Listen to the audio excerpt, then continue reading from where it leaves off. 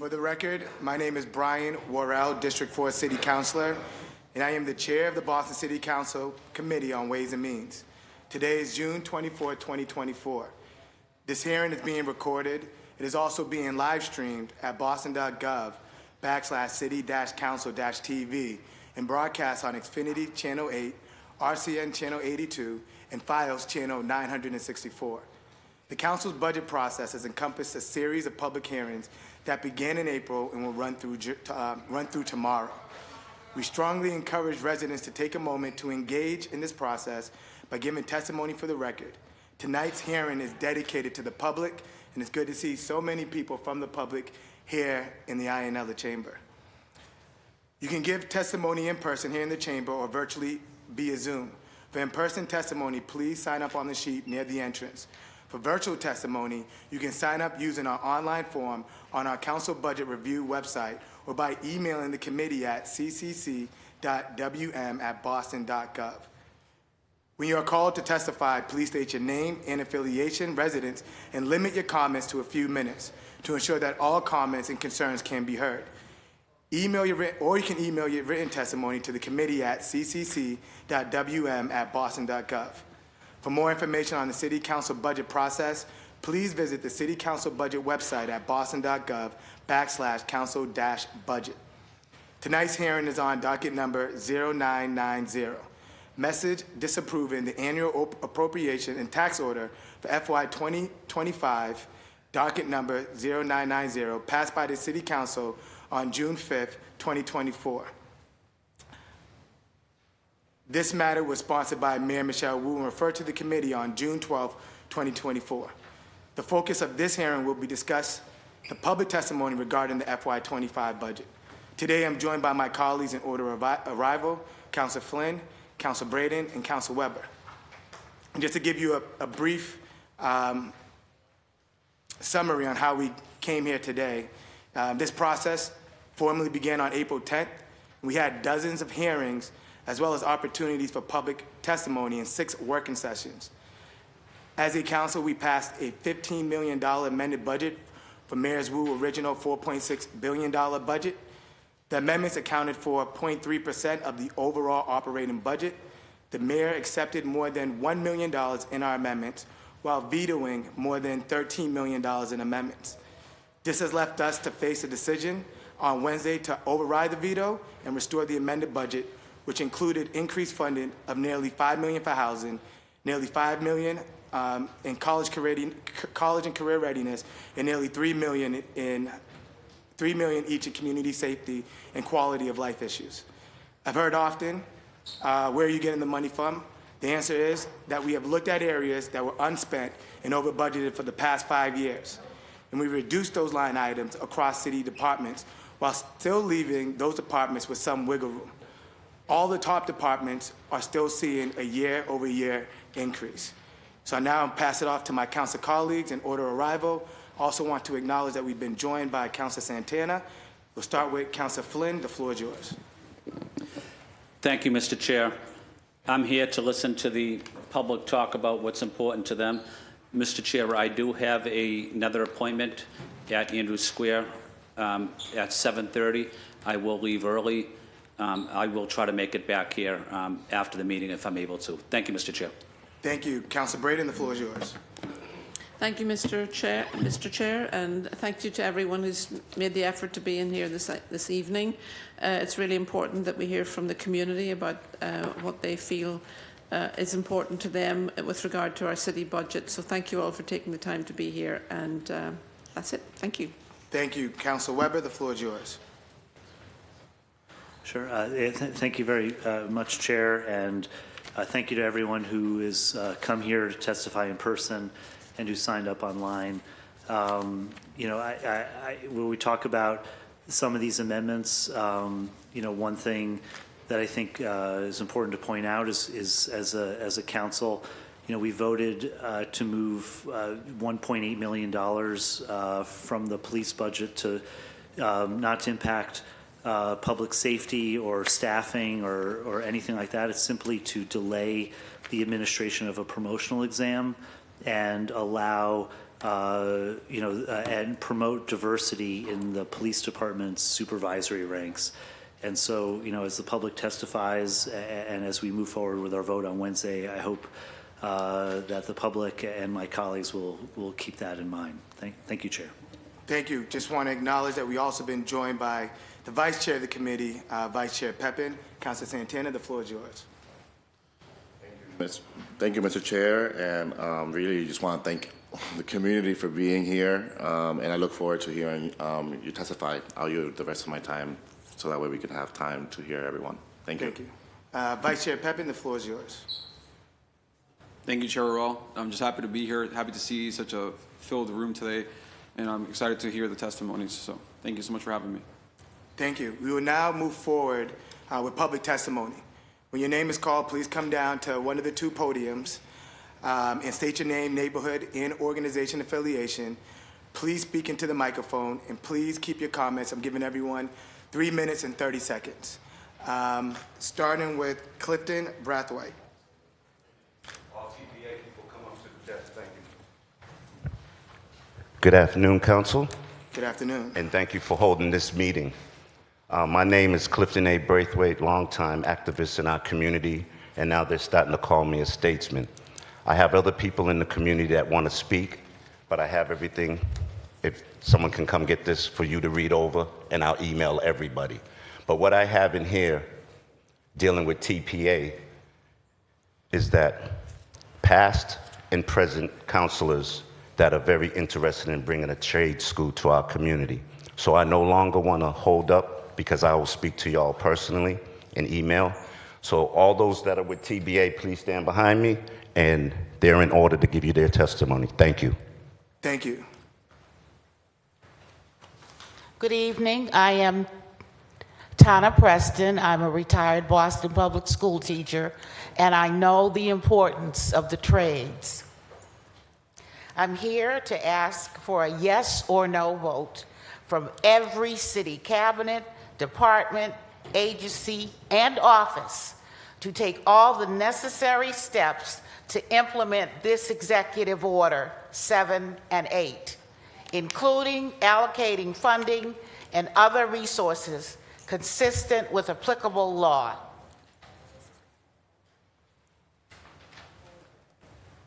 Hi, my name is Isabel. I'm an activist, community activist, and a UMass Boston alumni in conflict resolution masters.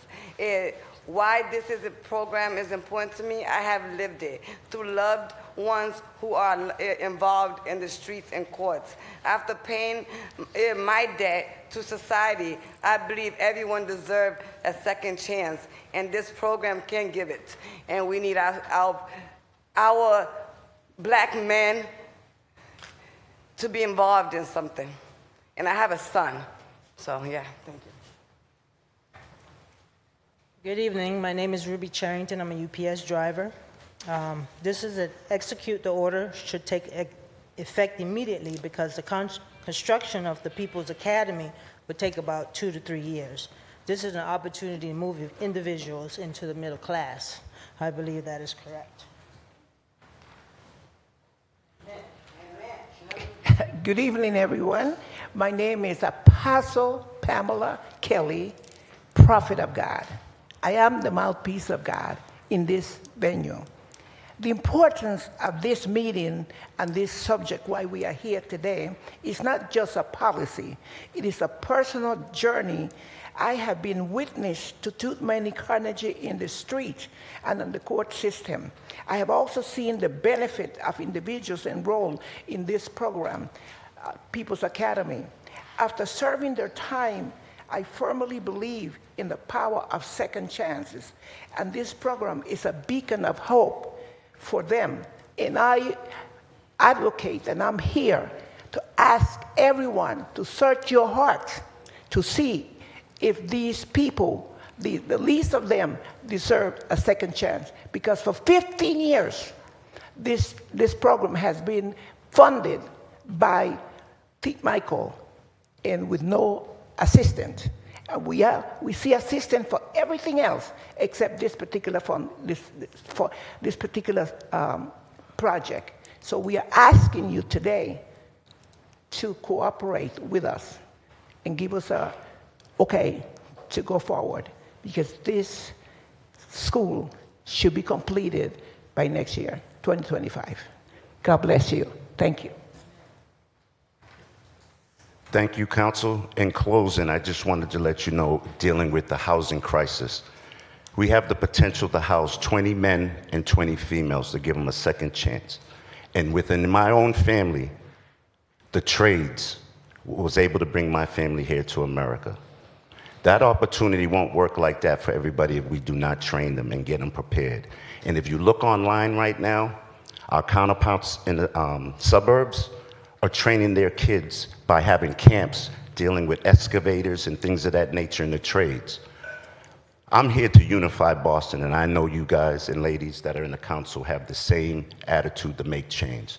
Let's come together, let's bring Boston and show the country why we are the home of the champions. We are asking for a yes, but I will constantly keep knocking on your door respectfully. But I'm 100% committed to TPA. I would love to see trades in our own schools. What we like to call bring it up by the wayside, bring up our own boots. Let's work together collectively. Let's find out we can do this on the city and state level. And you'll be hearing from us. Thank you for this opportunity to speak.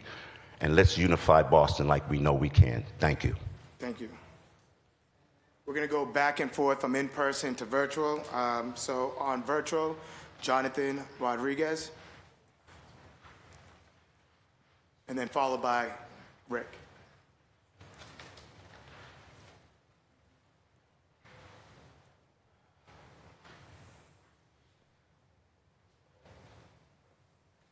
Jonathan, the floor is Hello, yours. can you hear me?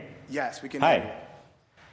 Hi. Thank you so much for the opportunity. Jonathan of Mattapan, I'm here speaking on behalf of our Pilot Action Group members, and here to support counselors to stand together on this veto, on the amendments.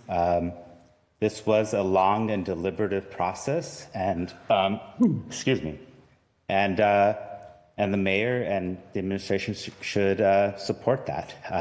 And many advocates like today came forward on the hearing after, excuse me, on hearing after hearing to specify what programs should be invested in. And so the mayor should especially not veto, right? Of course, as we are here talking about Pilot from Pilot Action Group, we think there should be also looked at how we get more revenue for our city in a future revenue forecast that looks a little bit more grim.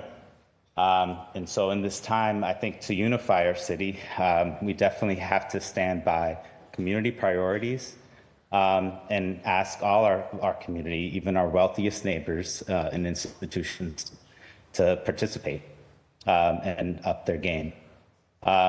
Thank you. Thank you. Rick? Good evening. I'm honored to be here. This is my first ever public testimony. My name is Rick Agler. I'm here today in support of the City Council amendments, specifically regarding youth jobs. I've spent 18 years working in Dorchester and Mattapan in an after-school setting, and I can't stress enough how important youth jobs are, not only for summer, but especially during the school year. I see it year after year how life-changing, meaningful employment can be for a young person, especially now in this post-COVID world. It's more important than ever. As an economic launching pad for young people, it's massive. From a community health standpoint, it's inspiring. In the neighborhood I currently serve, Mattapan, we've become a tremendously positive space to help young people express themselves and grow into our future leaders of the city. And that's thanks in a huge way to the support we get for youth jobs from the city. I cannot be more proud of our program and our teens. I can't speak highly enough about SuccessLink, along with all the efforts made by the City of Boston to elevate our young people, and I hope our young people get our full support moving forward. Thank you. Thank you.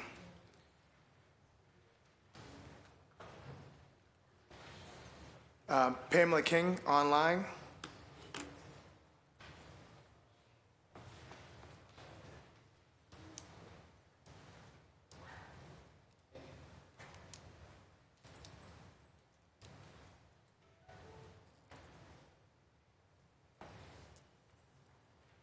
Pamela, the floor is yours.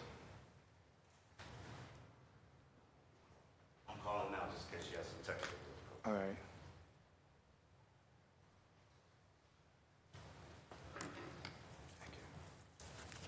Pamela, can you hear us?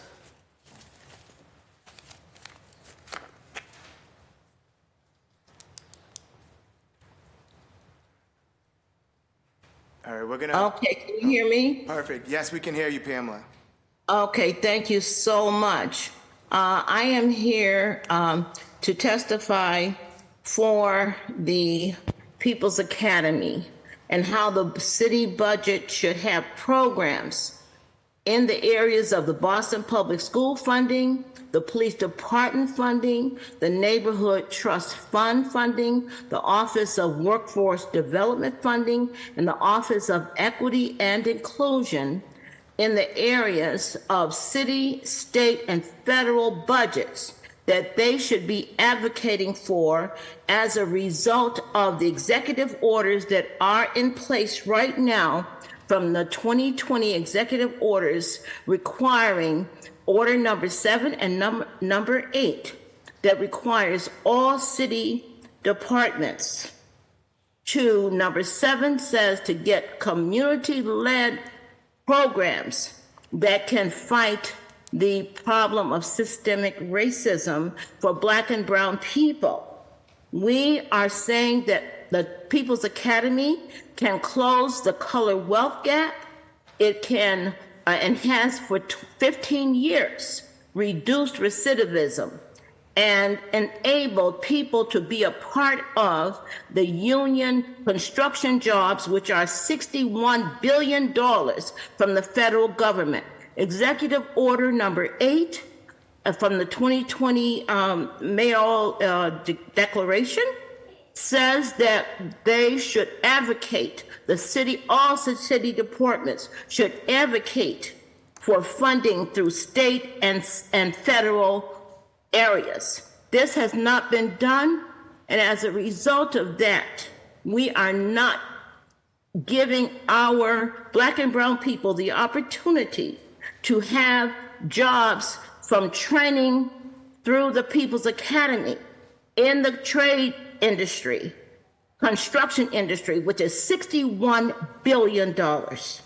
And we are not giving those jobs to our people. And we would like you to take money, because this is an educational program, from the Boston Public Schools, take money from the Boston Police Department, because they create programs that will reduce recidivism, will reduce crime, because one of the main reasons for crime is joblessness. And our racism has caused joblessness in the trade, construction, $61 billion industry. And we must do something about it. It's an emergency, just as the emergency for the immigrants. This is a crisis according to that executive order. And we ask you to declare whatever it costs to stop the death, to stop the joblessness, to stop the recidivism, to stop the crime, by giving emergency funding outside of this budget to fully fund the People's Academy, who has been doing this work for 15 years, privately funded, and a couple of pennies here and there. So we ask you right now to declare this an emergency and a crisis, just as you have declared it for immigrants. It is for Boston residents who are not even being percentages in the Boston Public Residence job requirement. So we ask you to make an emergency. Thank you, Pamela. An emergency. Make this an emergency and a crisis, just as we have done that for the immigrants. Find the money. Thank you. Thank you, Pamela. Thank you. So there's no clappings. Domingo Centrone. Oh, yes, and I want to acknowledge that we've been joined by Council President Louis Jaan. Thank you, Mr. here. This is an important part of the process to listen to community voice. We've been listening to your advocacy throughout the entire process, and I just want to commend the chair for the incredible work that you have done throughout this budget process, really trying to incorporate everyone's voice. So happy to be here and happy to be hearing from community, which is what we should be doing every day. Thank you. Thank you. Domingo, the floor is yours. And I also, sorry, Domingo, want to acknowledge that we've been joined by Councilor Julie Mejia. Domingo, do you have a few open? Yep.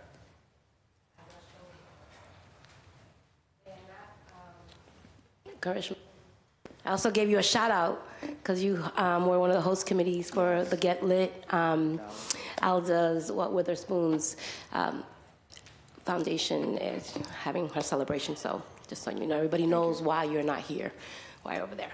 So hello everybody. This is what it looks like, right, when we show up. That's right. It's called public testimony, a public hearing, so we can do just that, hear from the people who put us in these seats, so that we could be reminded about the work, and the work really is about the people. And so this is an opportunity for my colleagues to really rally together, all 13 of us, so that we can demonstrate that as a body, we can also work together. And I think if we can get this right, then we can change and shift the narrative of this council not being able to do just that. So I believe that the council, in collaboration with community, can really change the dynamics, and I'm hoping that public testimony does just that. It creates an opportunity for us to recognize the people's voices and the opportunity for us to do our jobs, which is to lead with the voices of the people front and center, and to deliver on those goals and objectives. Because at the end of the day, in case people don't know, your tax dollars pays for our salaries, okay? So we work for you, and therefore we should be doing the people's work. So I look forward to listening, and just want to know for the record that my daughter also has a game today, so I may not be here for the whole entire game, but I gotta go watch my daughter play too, all right? So that's it. Thank you, Councilman Mejia. Domingo? Okay. Good afternoon. Good afternoon. My name is Domingo Centron, Jr. I am a formerly homeless Vietnam-era veteran. I am a member of WECA, Western Civic Association. I'm a member of the Amy Law Tenant Association. Also a member of Massachusetts Alliance of HUD Tenants. I've been to several meetings here when Mayor Menino was in the chair. I love you, man. May you rest in peace. But I've been to quite a few meetings here all over this building. Many of you may recognize me. I recognize quite a few of you.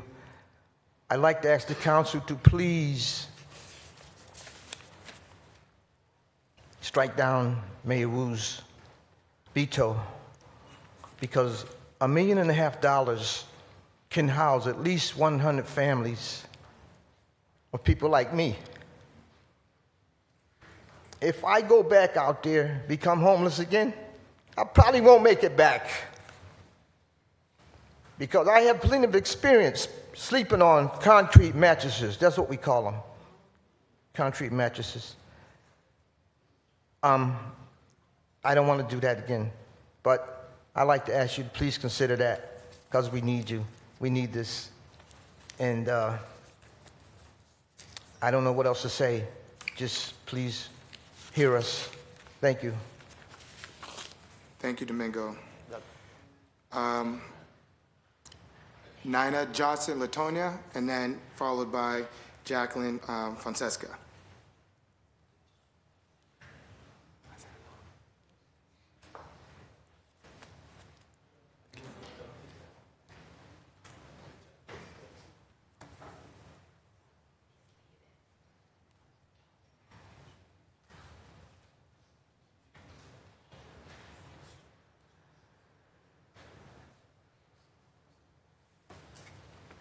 Nina?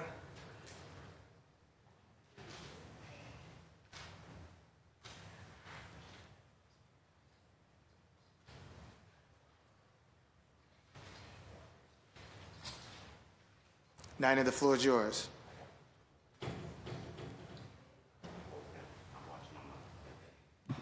Hello, everyone. Morning. Can you hear me? Yes, we can hear you, Ms. Nina. Thank you. So my name is Nina Johnson-Letona, chairperson for the Woodrow Avenue Neighborhood Association in Dorchester.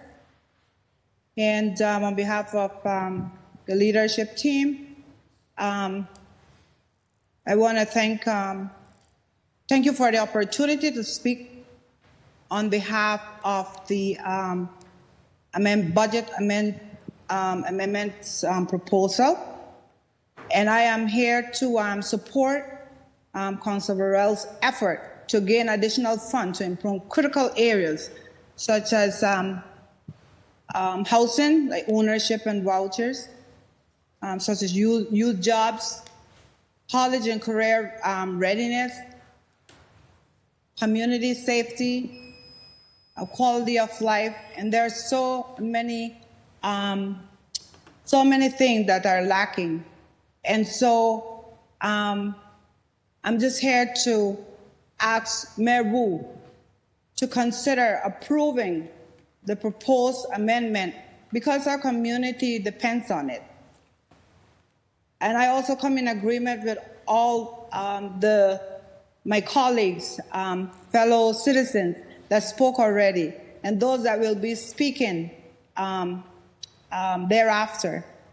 I also want to share that I come together with the ROC, Redefine Our Community. We come together to ensure safety and issues in our community, like addressing Wanna Rock. I want to come together. We need funds to finish to complete the process with 301 and 82, 301 Norfolk Street and 82 Mascot Street. Those things are critical for our community, and approving these things will help our youth, our children, because they are the future. We get them by providing resources, after-school programs, where the youths can be prepared for future jobs, and helping them obtain their high school diploma, college degrees, and beyond, because they are the future doctors, they are the future mayor of Boston, future councilors. And so we are hoping and praying that this amendment, that everything that the funds that was vetoed could be approved, because we really, our community, our city, really needs the fund that was vetoed. Thank you very much. Thank you. Jacqueline?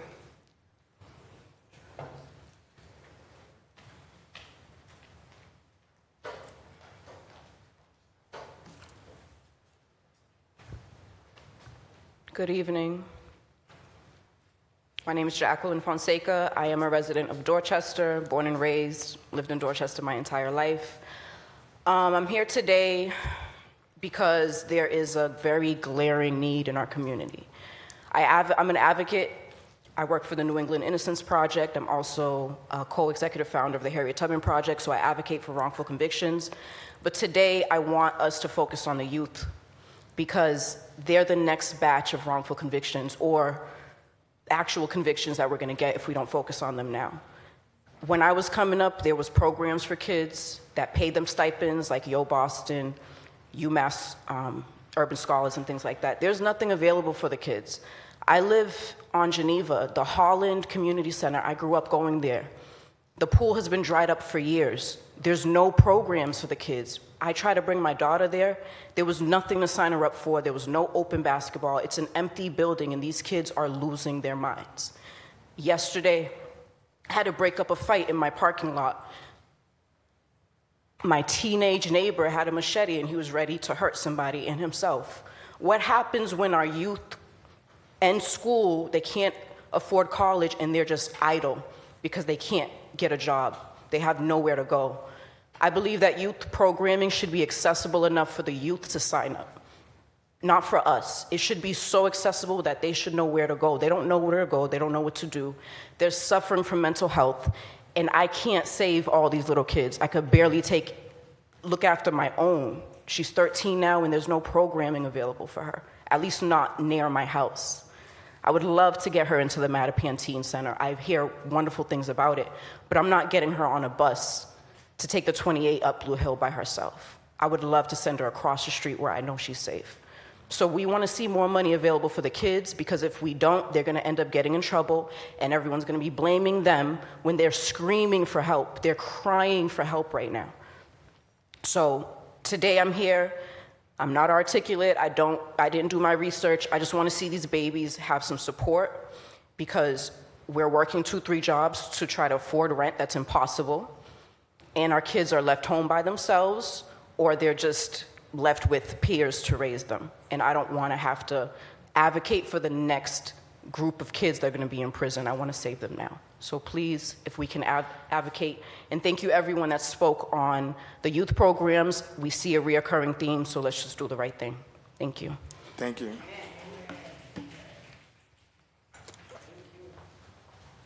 AIA Adams Heath, online.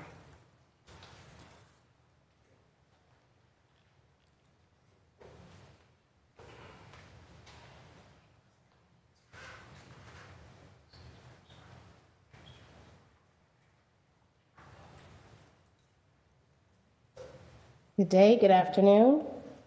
Good afternoon. Alrighty, that means everyone can hear me okay. Alrighty, yes. I just need to put my speaking notes just so I can stay on track and stay focused and be on time. My name is AIA Adams Heath. I am a lifelong resident and voter from Dorchester, Boston, and I'm here to represent Massachusetts Affordable Housing Alliance, most commonly known as MAHA. First off, I want to thank and say good evening to all the councilors and elected officials in the room. And thank you, Chairman Worrell and members of the Ways and Committee. I appreciate this opportunity to speak as a constituent and also a member of the committee. And I applaud the council for building on Mayor Wu's foundation with the budget of increasing funding for down payment assistance for first-time homebuyers and strengthening housing funding. We truly have a crisis in our city, as many of you are aware of, and all the housing amendments proposed by the council are important in our fight against displacement in our neighborhoods. As a longtime MAHA board member, I have worked hard to make purchasing a home an achievable goal for me and other residents across the state who have come through MAHA's doors each year. This morning, we celebrated an amazing milestone that the One Plus Mortgage Program has made homeownership possible for more than 25,000 low and moderate income families. That's a big deal. That's a really, really big deal. 59% of those home buyers are BIPOC individuals, are BIPOC households, 63% make under 80% of the area median income. One Plus Boston is a mortgage product that helps folks lower the rates on their mortgages and also helps provide down payment assistance. This combination can help lower monthly payments by almost $1,000 each month. That is significant for folks that are trying to create generational wealth for the first time. It also helps lower barriers to entry by providing down payment assistance. And this is one of the things we're here to advocate for. One Plus Boston is a necessary enhancement that has kept the program relevant in serving hundreds of Boston buyers each year, despite our tight housing inventory and high interest rates.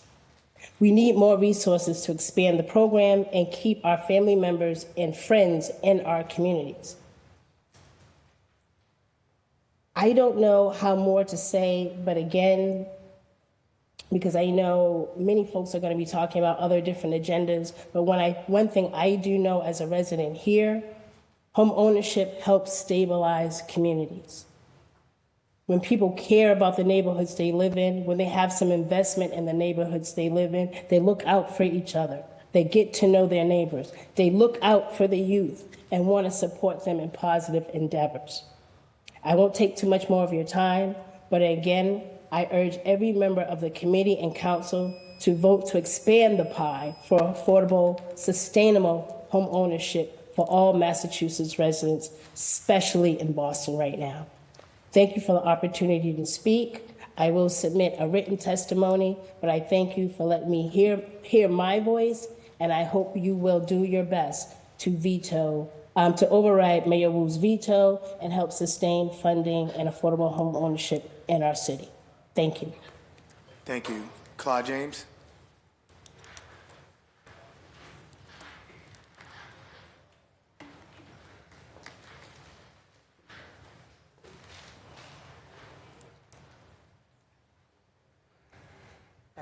Good afternoon, everyone. Thank you for giving us this opportunity to speak. Like Committee Chair Worrell said, my name is Claude James, and I'm a paraprofessional in an ABA classroom at Madison Park Technical Vocational High School. I'm here representing the Boston Teachers Union as we fight for a fair contract with BPS, and also represent thousands of other paras. Paras that have to make a hard decision of whether they can continue working with their students that they love. And you ask, why is this happening? Because paras are one of the lowest paid workers in the public school system. This is one of the main points in our contract proposals, along with manageable caseloads for our mental health professionals and one teacher, one license. Paraprofessionals play an essential role in student development, and it's time that their value is recognized.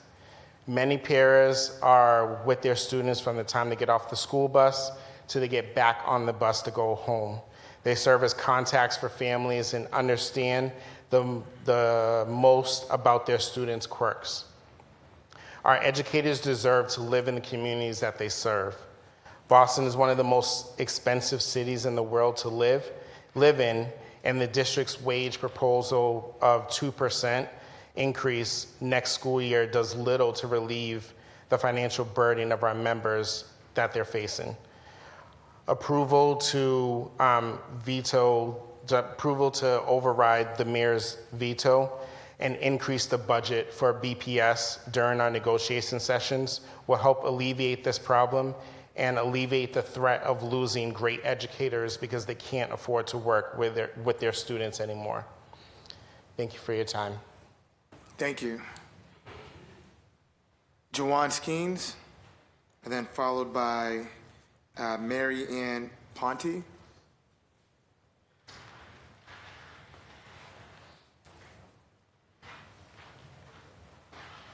I thought it was starting at a... Good evening. Can everyone hear me okay? Yes. All right. Thank you so much, Councilor Worrell. My name is Jaan S. I am a community organizer for Redefining Our Community Neighborhood Association in Dorchester, an affiliate board member to the Common Square Neighborhood Council, as well as candidate for Massachusetts State Senate for the 1st Suffolk District this year. Just a few thoughts on the budget. I know that Mayor Wu sent back her thoughts on what she thinks would make a great budget for the city, but definitely I, urge our city councilors, at least, 7, or if we can get more, the full body, to support the community and allocating the funding to where it needs to go.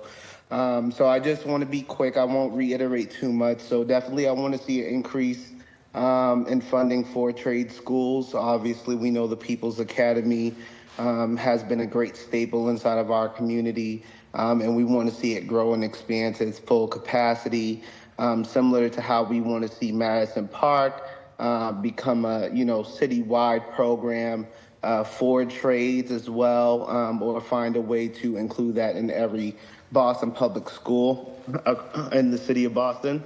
Additionally, I want to see more funding for the Norfolk Street Bridge. As far as the stairs, because I know the stairs are city owned, I would like to see the stairs become ADA compliant.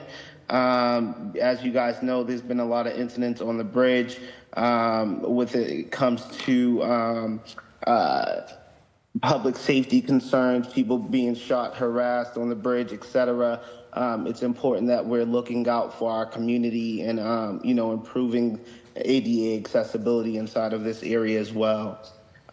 For Age Strong, I want to see more options for our seniors when it comes to jobs and programming inside of our senior homes.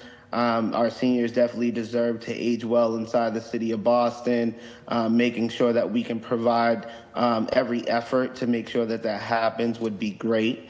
Reentry services, our inmates who are coming out need to know where the resources are when it comes to jobs and housing or whatever that they may need before they come out. They should know where the resources are.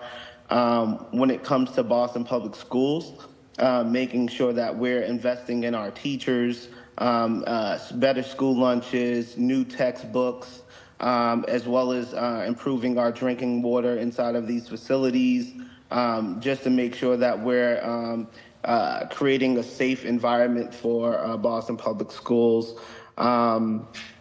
Another thing is we want to make sure that with affordable housing, there's more funding included for the inclusionary development policy. As you guys know, it's currently at 13% of 5 or more units being developed in the city that are deemed to be affordable. So definitely increasing that to 60%, to make sure that we're meeting the supply for what the demand is asking for. And last but not least, I want to see more funding for the Black Male Advancement as well as the Boston Reparations Task Force. I would like to see us hire community members in order to improve outreach inside of these spaces to make sure that we're reaching as many people as possible. I would also and this is in closing, the residential parking program, I would like to see more funding inside of that as well. As of right now, I've noticed that with the new developments that are coming into our neighborhoods, they're taking up a lot of local street parking. It's just important that we can bring back the residential parking program to make sure we're accommodating for the residents who currently live in that area. And that'll be all for now, and I yield my time back. Thank you all for your time. And I look forward to seeing you all soon. And get out there and vote on September 3rd, everybody. Thank you. Thank you. Mary Ann? Okay. We'll go with the Peace Institute.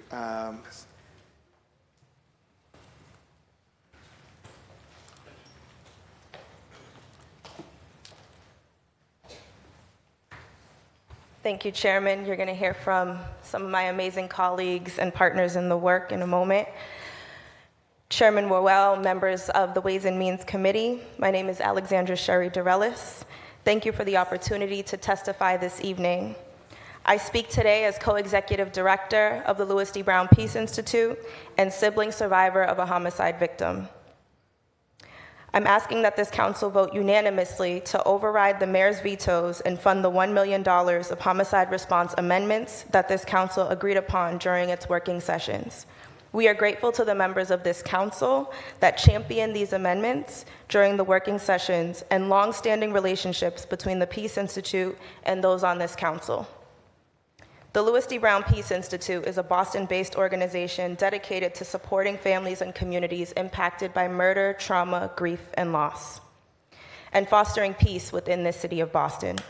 For the last 3 decades, the Peace Institute has served as the cornerstone to the city of Boston's homicide response. Beginning in 1996, the city of Boston, Boston Police Department, city hospitals, and other local and government agencies began referring survivors of homicide victims to the Peace Institute for support in the aftermath of a homicide.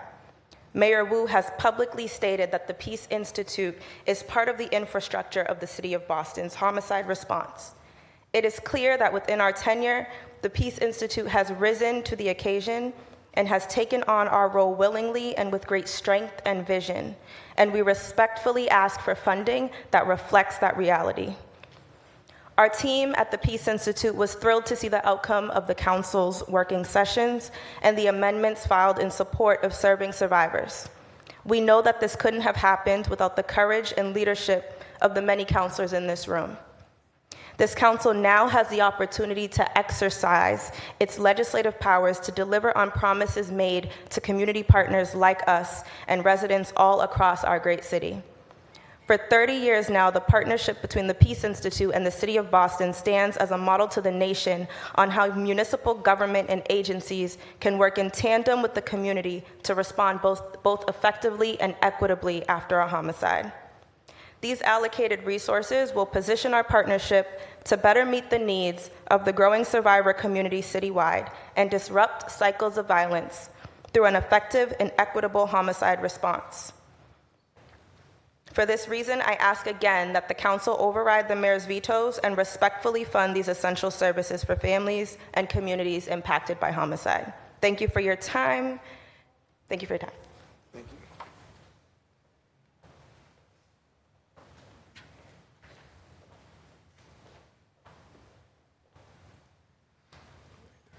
Good evening, councilors. My name is Pace McConkey Jr., and I'm the Policy and Advocacy Manager at the Louis D. Brown Peace Institute. I uplift the voice of my colleague Alexandra and ask that this council vote to override the mayor's vetoes and fund the $1 million of homicide response amendments that this council agreed upon during the working sessions. I was first connected to the Peace Institute in 2020 while working as a social worker in one of Boston's hospitals. There, my role was to support families in the transition directly after the murder of a loved one. That's where I got connected, working with the Peace Institute to ensure that needs of families were met. I learned from them best practices of how I, as a hospital worker, can serve families in the aftermath of a homicide. I learned the importance of approaching the work through a healing-centered framework and the importance of working in coalition and in partnership. I also learned humility. I quickly observed that if hospitals, government agencies, and other institutional spaces hope to provide meaningful and sustainable care to families in the aftermath of a homicide, then they must work in partnership with organizations like the Louis D. Brown Peace Institute. Meeting people where they're at means investing in the institutions that the community has chosen to trust and receive their care. For 30 years, the Peace Institute has served as that pillar in the community for families and communities impacted by homicide, a place where they can feel safe, respected, and cared for. Now, as an employee of the Peace Institute, I have the profound privilege of being a part of this healing community in a new way. I'm honored to sit with survivors and hear their stories, many of which you'll hear this evening. I'm excited to advocate for policies and practices that will better serve survivors, and I'm grateful to work with the members on this City Council to ensure that we invest in spaces that will make a meaningful difference in our communities. It is for these reasons that I ask that this council override the mayor's vetoes and fully fund these essential services for families and communities impacted by homicide. Thank you.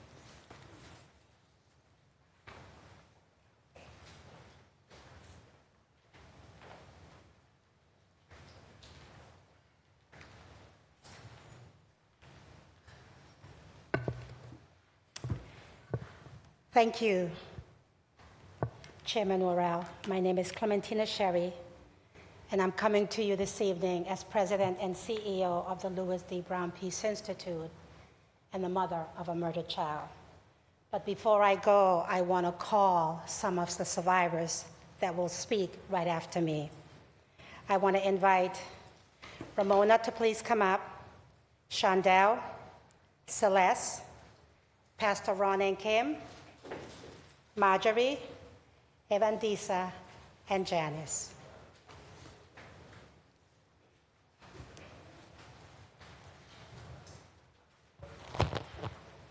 This is just a small glimpse of your constituents.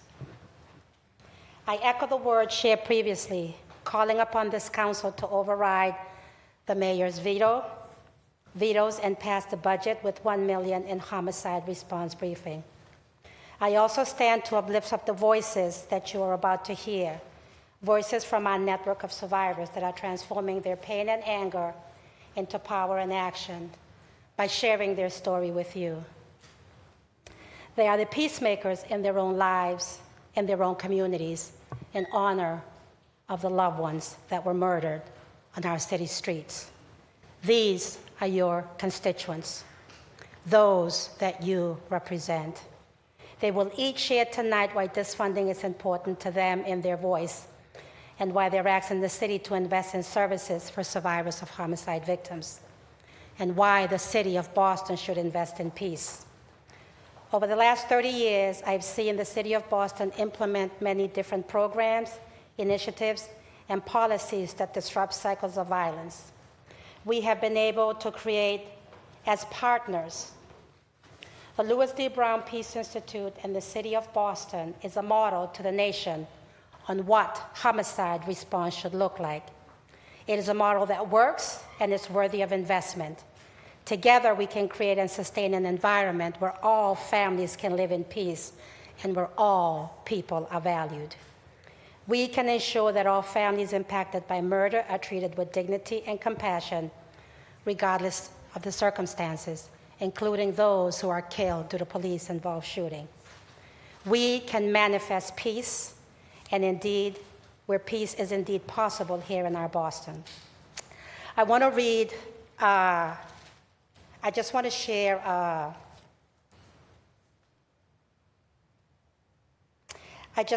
with you that on Thursday, June 6th, the Peace Institute hosted the city of Boston and a delegation of representatives and law enforcement agencies from 9 U.S. cities: Aurora, Colorado, Charleston, South Carolina, Chattanooga, Tennessee, Louisville, Kentucky, North Charleston, South Carolina, Raleigh, North Carolina, Rochester, New York, Tucson, Arizona, and Sacramento, California. This was built as a day of learning, and the goal was to share Boston best practices in homicide response and peacemaking, and ways to implement and sustain evidence-informed community-centered strategies to reduce community healing. With the appropriate resources, relationship, and trust, we can continue to build on the 30 years progress that we've made together. For this reason, I ask that you give attention to the voices that will speak tonight and share their call to override the mayor's veto and really invest in peace. Thank you for your time.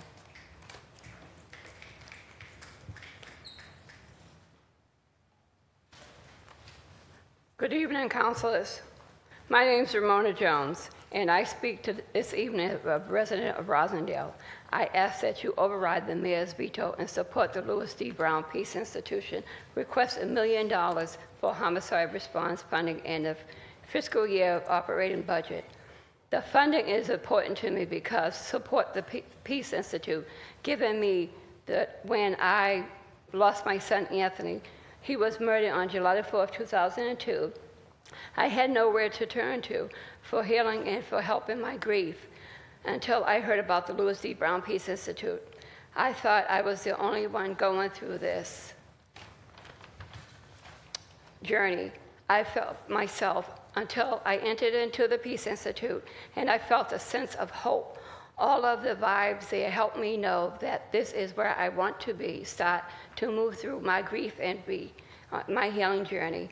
I was welcomed like they knew me, and there was no judgment on their part.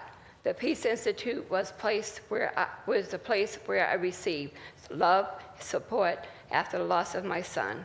And now that so many others across the city of Boston have familiar experience, it's important that all families that have loved ones taken from them by homicide have a place to go to feel seen, heard, and supported.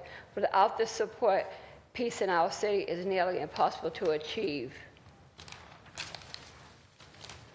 So I ask that you please override the mayor's veto and fully fund homicide support service for the families of homicide victims in FY25 budget. The resource will support the burial costs, the crisis and the case management support, and other healing services offered through the Louis D. Brown Peace Institute. These services were incredibly helpful to me, and I ask that you fully fund them so that other families can receive the essential service as well. Thank you.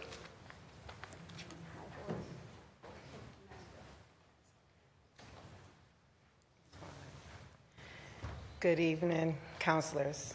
My name is Shondra Davis, and I speak this evening as a resident of Dorchester. I ask that you override the mayor's vetoes and support the Louis D. Brown Peace Institute request of $1 million in homicide response funding in the fiscal year of 2025 operating budget. The three amendments that the City Council introduced would expand homicide response in three key areas: burial support, crisis and case management support for families of homicide victims, and other healing services offered through the Louis D.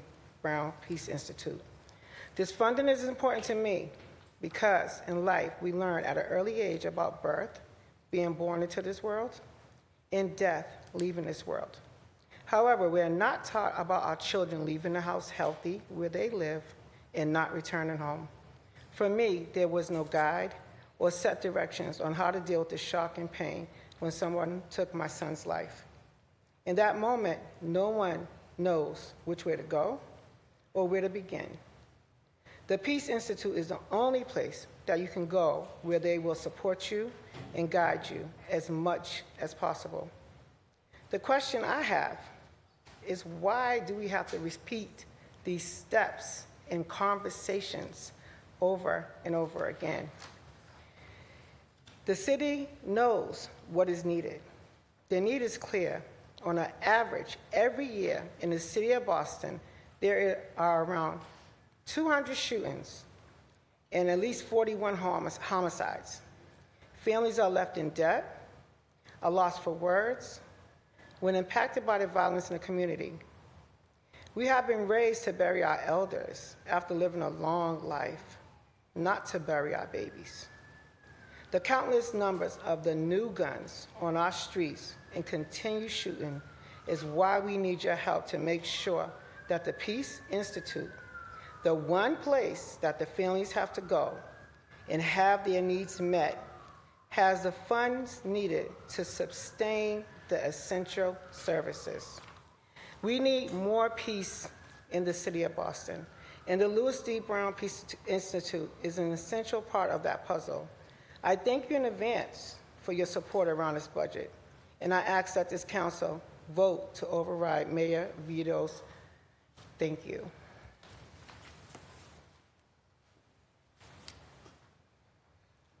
Good evening, councilors. My name is Celeste Right, and I speak this evening as a resident of Roxbury. I ask that you override Mayor vetoes and support Louis D. Brown Peace Institute request of $1 million in homicide response funding for the fiscal year of 2025 operating budget. I've been a part of the Peace Institute for 4 years now, and they've supported me in several different ways after the death of my son, Ray Keese. I needed support with my mental health, and I needed support in my healing. The Peace Institute offered me therapy and support without costing me $1. They showed up for me in possibly my darkest moments, and they continue to show up in my healing journey. The violence, the suicides, the overdoses continue to impact the families and communities all across the city of Boston. The city of Boston needs the Louis D. Brown Peace Institute, and the Peace Institute needs the funds in order to support the needs of our growing survivor community. Without such, I feel the cycle of violence will continue to escalate in the city. In addition, these funds will support those who are doing the work day in and day out, year after year, providers of care like those at Peace Institute, and essential to the city of Boston, and the city has the responsibility to support them in their work and their services. With these funds, organizations like the Peace Institute can provide better services to families in different needs, such as counseling, therapists, community events, burial support, crisis and case management support, and other other healing services. So I ask that you override mayor vetoes and fully fund homicide support services for families of homicide victims as myself. Together we can make more peace in the city of Boston. Thank you.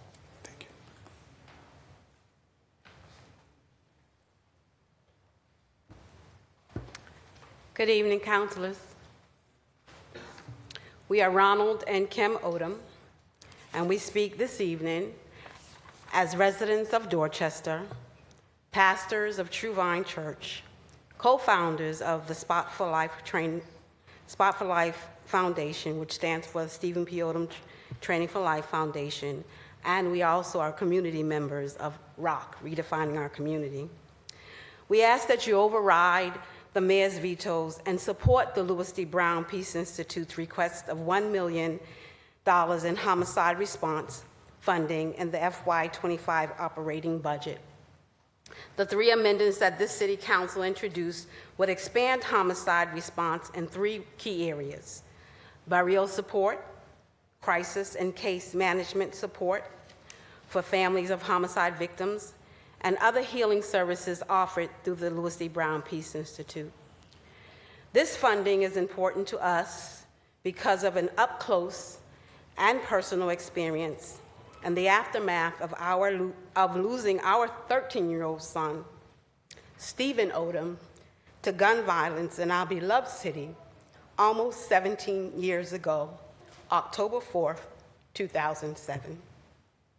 The Louis D. Brown Peace Institute has been an important resource in helping navigate the many complexities that come with being a survivor of a victim of homicide. The Louis D. Brown Peace Institute provides a safe place to process grief that has no time limit, support in navigating the criminal justice system, and encouraging the value of your loved one's life and memory that matters with various healing resources and activities. Our family has been supported in navigating the criminal justice system, myself specifically, in preparing for a victim-offender dialogue with one of the young men involved in my son Stephen's murder. This was a personal choice for me, and I believe it is part of the healing process, both personally and on a larger impact to community reentry. The Peace Institute will meet you where you're at. Oftentimes, people will ask you how you get up or how can you smile. Inquiring minds want to know what your healing process is. It varies for everyone or every family member. 2 years ago, we started a kite flying event on the National Day of Remembrance for Murdered Victims, which is honored on September 25th. This was actually inspired by my husband. People ask him, what's your healing process? And that's one of the things he likes to do, go fly a kite. During this Survivors of Homicide Victims Awareness Month, our ministry hosts healing services. All this is empowered by the healing, teaching, and learning mission of the Louis D. Brown Peace Institute. And we will continue to honor Stephen's memory and be a part of the change many of us seek for our beloved city. It is our sincere hope that you support the Peace Institute's funding request and call upon your colleagues on the City Council to do the same. Together, we can ensure that all families and communities impacted by murder, trauma, grief, and loss are treated with dignity and compassion, regardless of the circumstance. Thank you in advance for your support.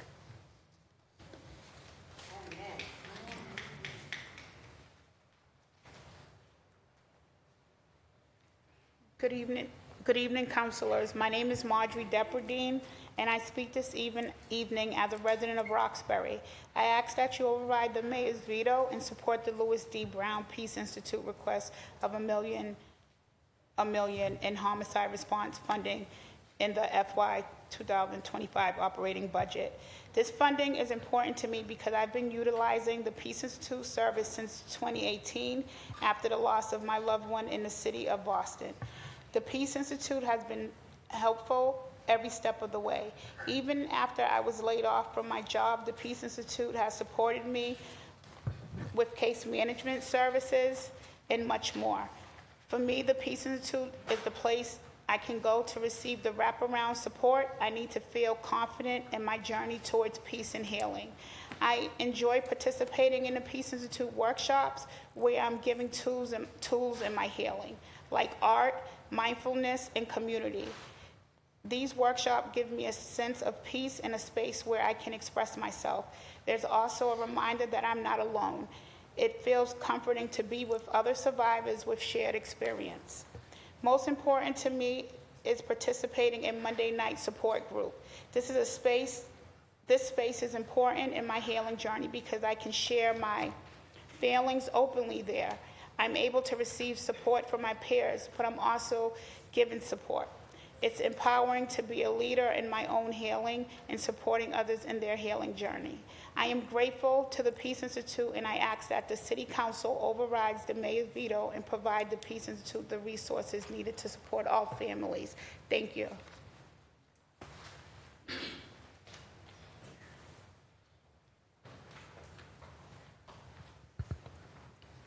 Good evening, councilors. My name is Ivandisa Cabral, and I speak this evening as a resident of the Dorchester and as a survivor case coordinator of the Peace Institute, of the Louis D. Brown Peace Institute.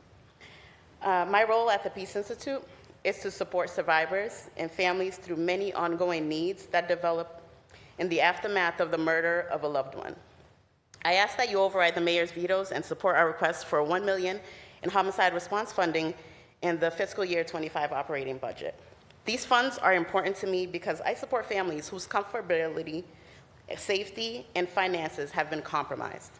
For just one funeral, there are 4 major separate bills families must afford.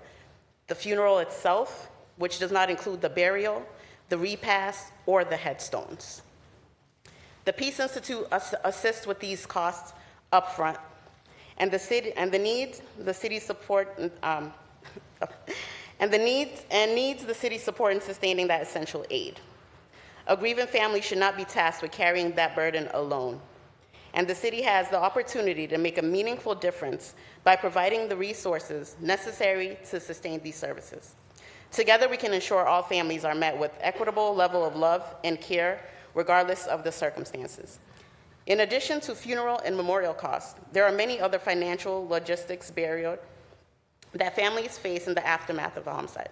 For example, families with safety concerns, whether re-traumatized or fearing for their lives, have to now find funds to get to safety and begin to reconstruct their lives. Also, families lose their comfortability, now having to figure out how to financially provide for their families while scrambling for money to lay their loved ones to rest with dignity and compassion. Survivors come to the Peace Institute for wraparound services to address all of these needs and more. With this important investment by the city, we at the Peace Institute can better meet those needs for this reason. I ask that you please override the mayor's vetoes and fully fund homicide support services to families of homicide victims in the budget. Thank you.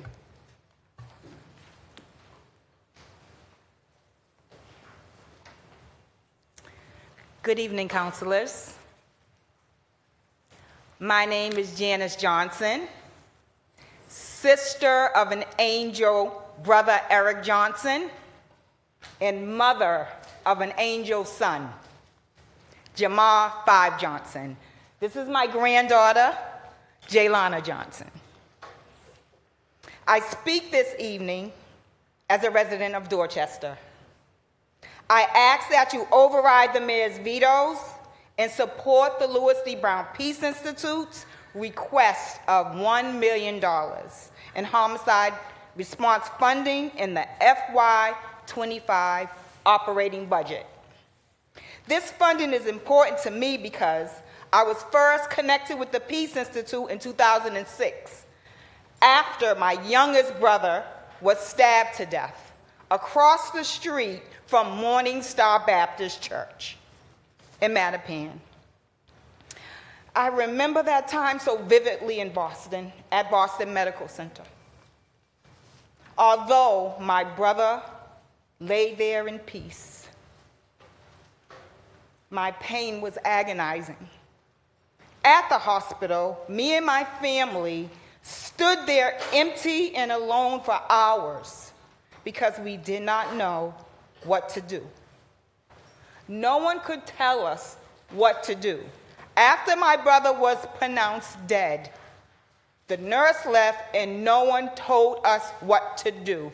We had to leave, so we stood outside of Boston Medical Center. My mother could not leave.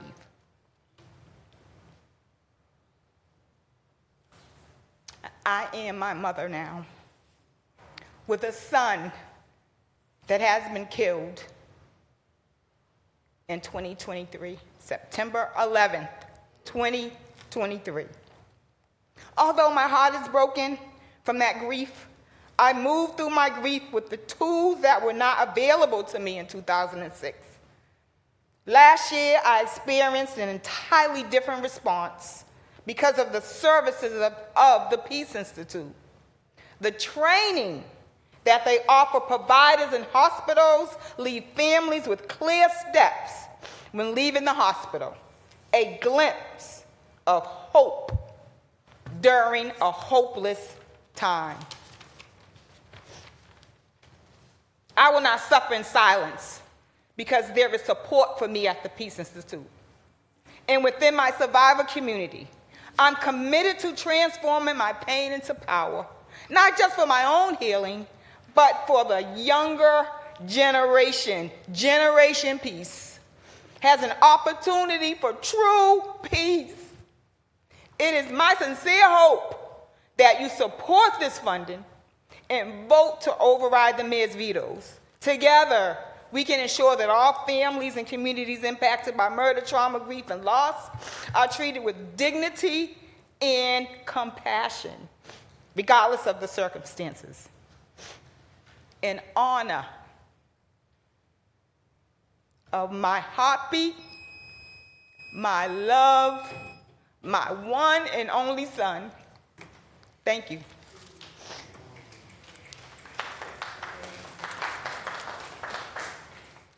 Thank you again, councilors. We left you in your packet, again, just from 2019 to 2023, the number of homicides, and for those councilors that are not here, their district. This is not a Black issue. This is not a Dorchester, Roxbury, Mattapan issue. This is a city-wide issue. Thank you, and God bless you.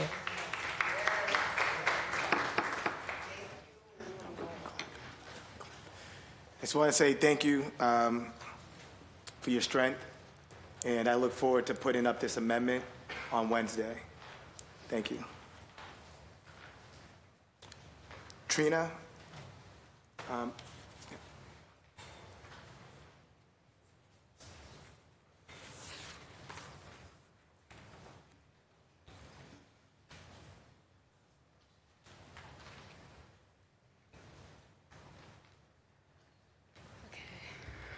Thank you. My name is Trina Matos Ambrose. I live in Dorchester, where Councilor Brian Worrell is our district city councilor. My question today is, what good is being a part of a community neighborhood association if you cannot help your community? I'm a founding member of Redefining Our Community neighborhood organization, ROC, and a member of its leadership team. Together with WANA, Nina spoke earlier, Woodrow Neighborhood Association, we realized that amidst the problem of the lack of affordable housing, there existed a scarcity of green space. So our two community organizations came together to request that 2 vacant parcels of land, both deemed unbuildable, be set aside for our community in perpetuity as green space.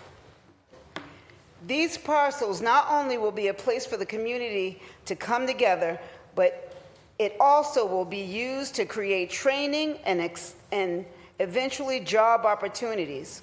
This summer, we'll be hosting teens interested in landscape design who will be taught by design professionals learning valuable skills like hand sketching and computer drawing. We intend to have summer programming in agriculture, teaching youth all aspects of farming techniques, essential for ensuring the success of a successful farm.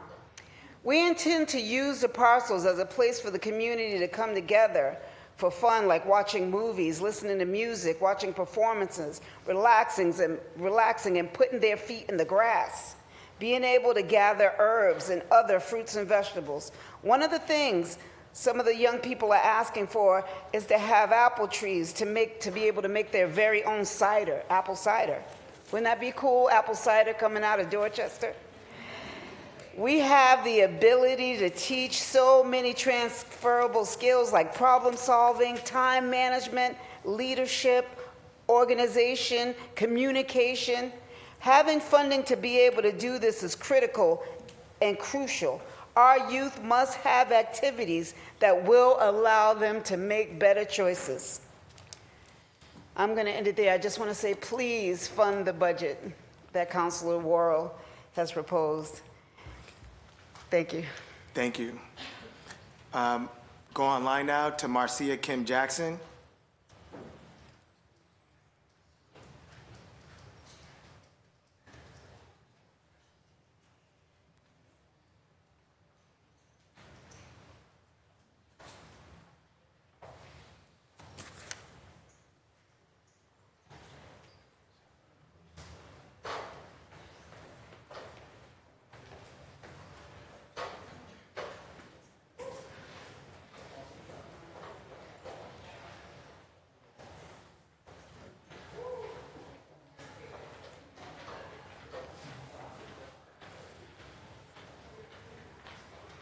Marcia?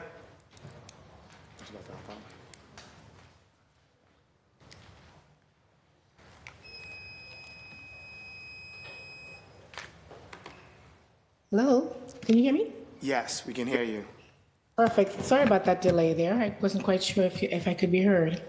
Good evening, and thank you so much for having me. My name is Marcia Kim Jackson, and I am a resident of Hyde Park. Give me a second to get my glasses. I can't seem to see my notes. Thank you for the opportunity to really share our passion and our advocacy for our health center. As I mentioned, my name is Marcia Kim Jackson. I'm a Hyde Park resident, and I am also the chair of a steering committee, a multi-sectoral group of people who are residents and stakeholders and who are vigorously and tirelessly working on behalf of our community to bring a health center to Hyde Park. Today, I want to talk with you about both our need for this this health center, but also talk with you about the request for an advocacy for the $2 million to be allocated for our health center. This would be the first health center in Hyde Park when it's built.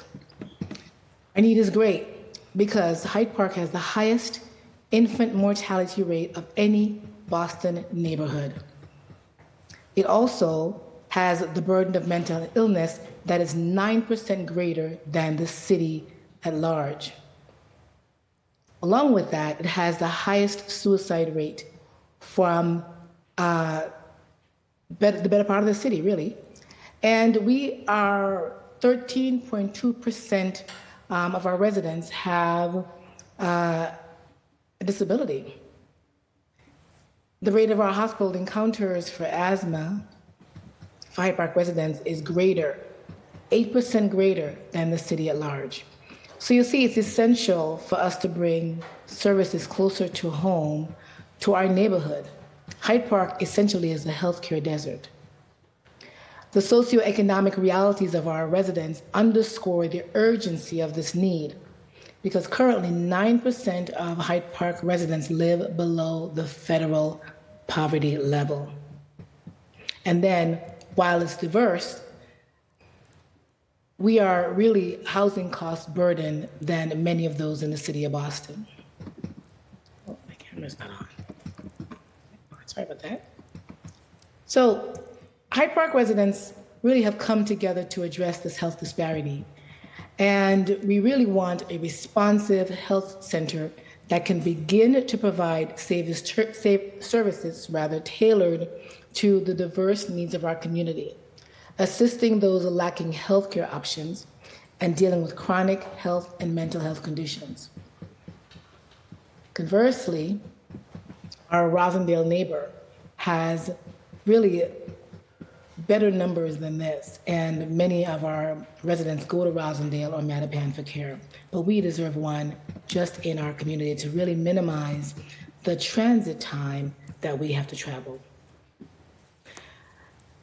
In closing, I just want to ask you to support the $2 million allocation for this badly needed health center, which really allow us to do both a feasibility study as well as think about how we can have a physical building to meet the needs of Hyde Parkers who have really grave and persistent health concerns.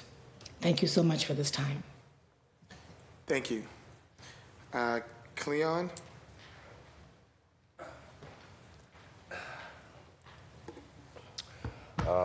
Hello, everyone. Thank you, Counselor. Thank you, counselors.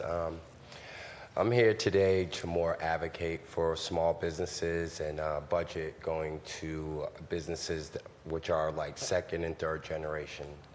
I think there needs some technical assistance to go to some of these businesses because there's a lot of codes, a lot of things have changed as these businesses got older and the expenses of things change. And as we know, the economy has changed. So I'm just going to use some of my own personal experiences of some of the things that maybe small businesses that are second generation are going through. Some of the codes has changed, and as some of us know, like fire extinguishers, fire sprinklers, these are very costly to small Black and Latino businesses in our area, and they are keeping the small businesses and keeping people employed in our area. And I think this is probably one of the things we probably don't see right now. We have to keep the businesses in the Mattapan, Dorchester, Roxbury area going because these are some of the places that employ the Black and brown people. I think a lot of times we talk about the budget and it's into development, but it isn't really going back to employers and helping the employers in the area sustain and maybe grow to employ more people in the area.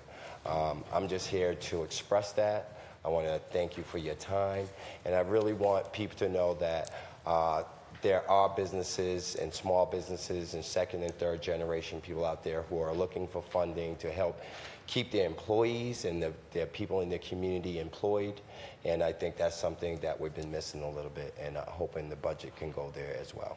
Thank you for your time. Thank you. Mary Chin, online, and then followed by Deborah in person.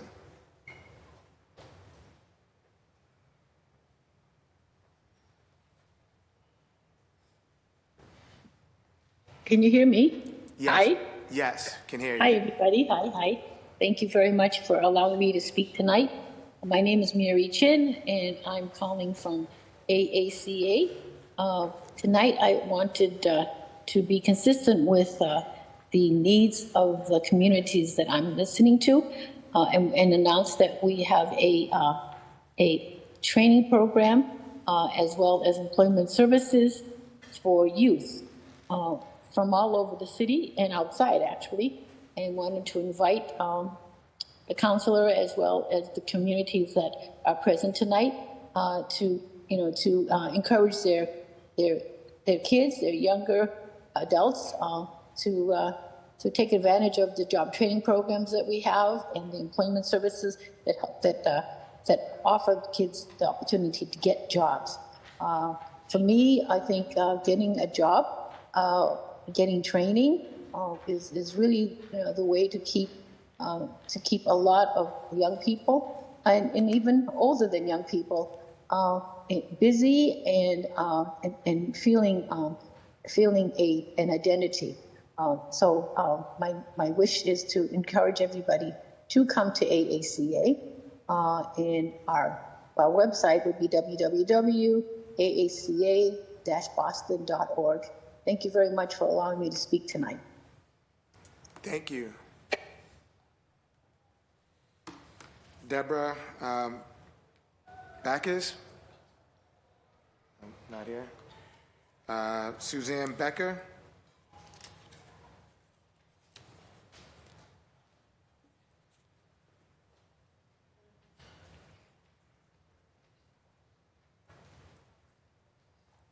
Hello, good evening, councilors. Thanks for the opportunity to speak. My name is Suzanne Becker, and I'm a resident of the Jamaica Plain neighborhood in Boston. I voted for Henry Santana. I voted for you, Councilor Mejia, and Councilor Lujan. Thank you for the work that you do. And I'm here to demand that the City Council override the mayor's veto and return the community investments that she took away, including returning money that she gave back to the police. Councilor Santana, I came here to speak to you.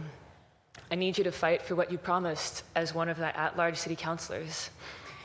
In the budget process and your campaign, you promised to prioritize youth jobs, housing, and to reallocate money from BPD to prevent violence upstream.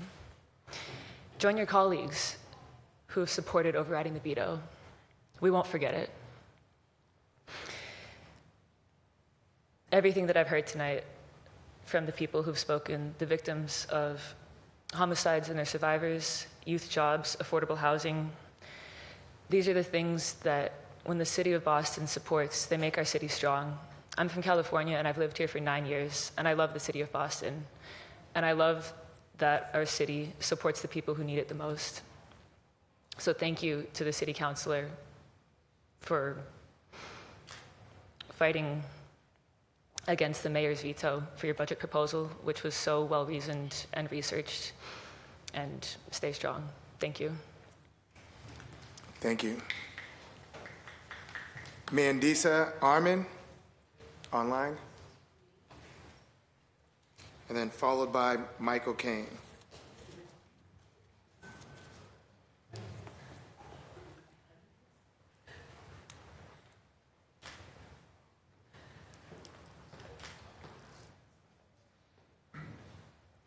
Can you hear me? Yes, we can hear you.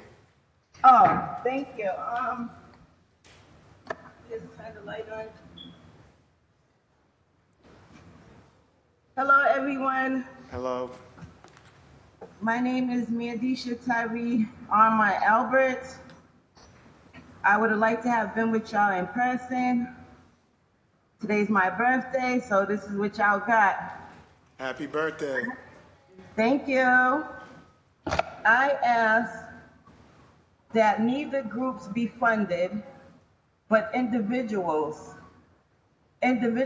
collectively herein known as reparations first responders, which include myself and others that have attended your reparations task force meetings and those that testified and attended the reparations commission meetings that are the subject of the wealth gap study, whose life is recorded as being worth $8.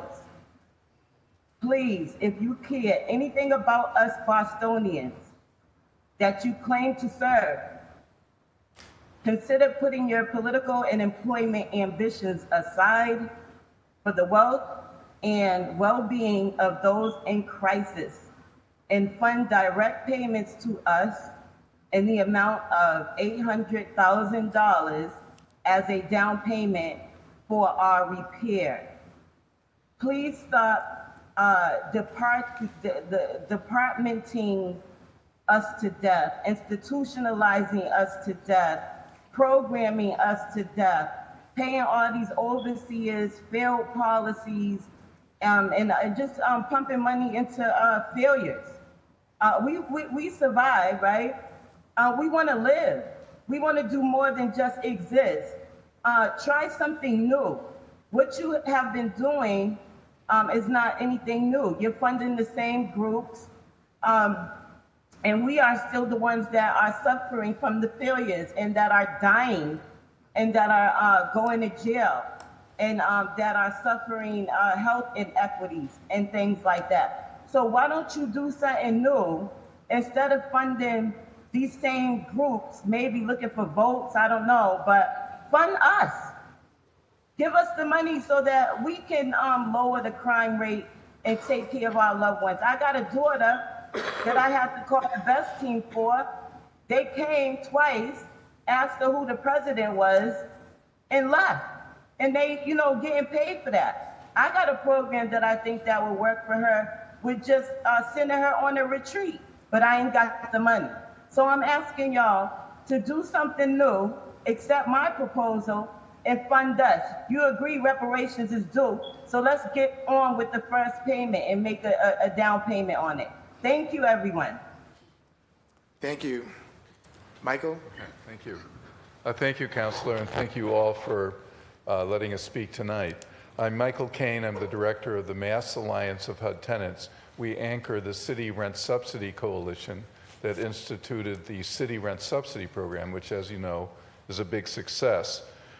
We're here tonight to urge you to override the mayor's veto. It's really critical that you do that.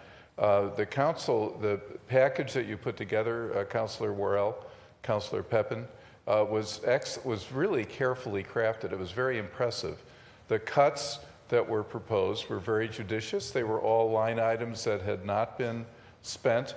The $1.8 million, which Councilor Weber mentioned, by deferring the test for the police department by 1 year, will save $1.8 million. That will result in increased people of color in the leadership of the police department. They're the next tier of people from last year's test. If they don't get promoted, they could sue you and would very likely win. So the fact that you've cut the amount for settlements is wise. You can take $4 million out of that, save $1.8 million by deferring that thing. That will improve public safety. It'll improve people of color in a department where the senior officers of color are retiring this year. I don't understand why the mayor didn't embrace that opportunity and why she's associating herself with the leadership of the Police Patrolmen's Union, which doesn't want to do that, right? So if you really want to promote public safety by making that change, this is the opportunity to do it. All of the $15 million in add-ons that you did are worthy. You've heard this tonight. It's really moving to hear this from people. You heard from Domingo Centron, who's one of our members, who was formerly homeless.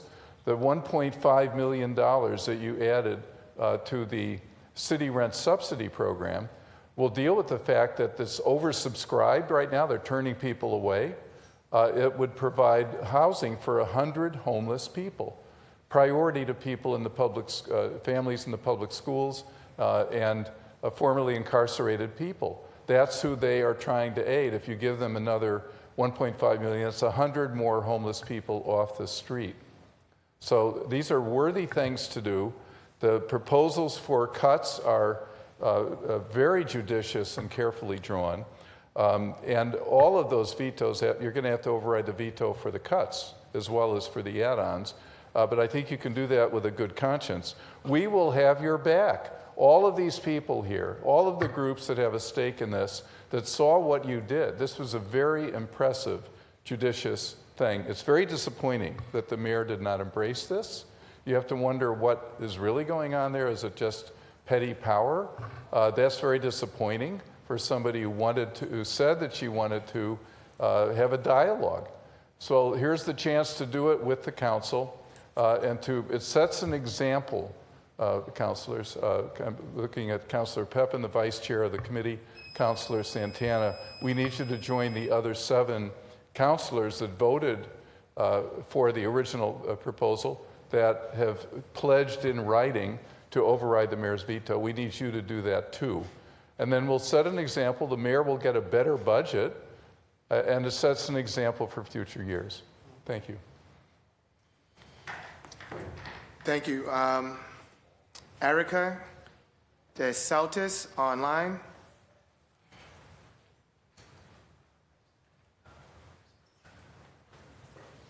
And then followed by Edward in person.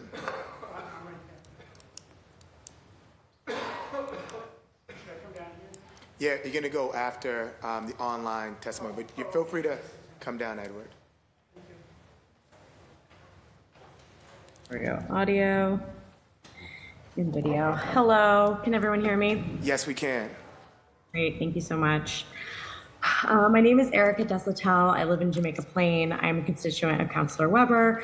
I want to thank the Youth Justice and Power Union for encouraging me to speak in support of the priorities of Boston's youth. This is my first time testifying. I am here to demand that the City Council unanimously override the mayor's veto and return the community investments that she took away, including returning money that she gave back to the Boston Police Department. Boston should always be prioritizing crime prevention over policing. Our goal should be to have less crime, and our city budget should reflect that. Youth jobs, violence prevention, and affordable housing are all initiatives that tangibly reduce and prevent crime. I work with a mutual aid group here in Boston that serves various unhoused community members throughout the city. While we ourselves are only able to provide food and supplies for living on the streets and in shelters, we are often asked about housing resources. These citizens of Boston have been left behind by this governing body and will be continued to live left behind if the affordable housing initiatives are not prioritized. Our unhoused citizens need housing and violence prevention way more than they need policing. When the Boston Police Department budget is inflated for line items that they don't even spend money for, it means that we can't use that unused money for actual community solutions, and it instead becomes a slush fund for Boston Police Department overtime. I moved to Boston for college in 2005. I have stayed and made my life here. I want to see this city get better and more affordable for the everyday people who call this city home. The mayor's budget moves away from that goal, and the city council's budget amendments move us towards that goal. I ask that the council unanimously vote to override the mayor's veto. I also want to add that I am so overwhelmed by everybody's testimony here today. I think this has been extremely powerful and a wonderful thing to see. Thank you so much. Thank you. Edward, the floor is yours.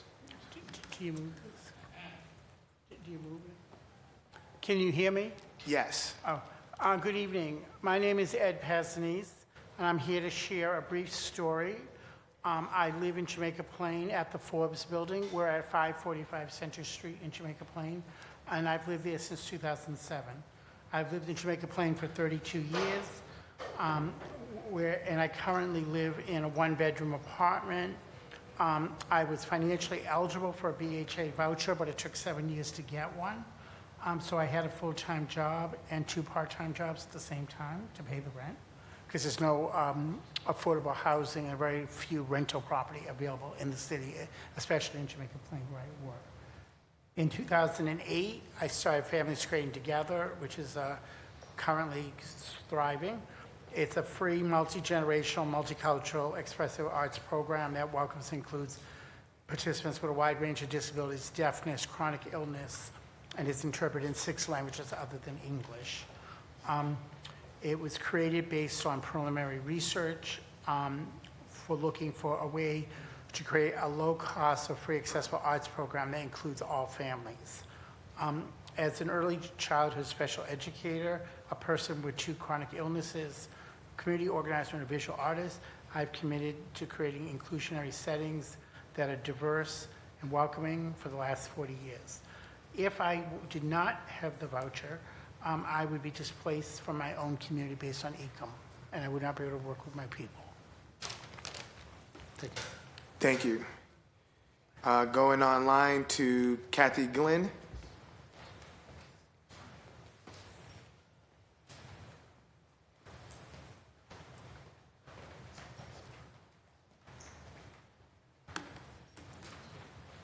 Can you hear me okay now? Yes, we can hear you.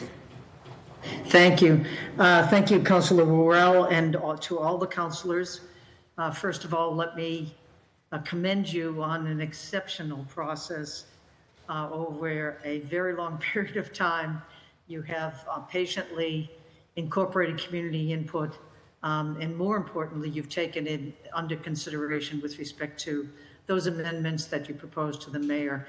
I am, for that reason this evening, others have spoken much more eloquently than I can, but I want to support them and the council in encouraging you to override unanimously the mayor's veto and add back in the 15.2 million that you originally budgeted for and passed the budget in the city council. I won't repeat the details because I know time is of the essence, but in particular, I want to stress my support. I support all of the amendments that you proposed, but I in particular want to support the initiatives with respect to housing assistance, affordable housing assistance.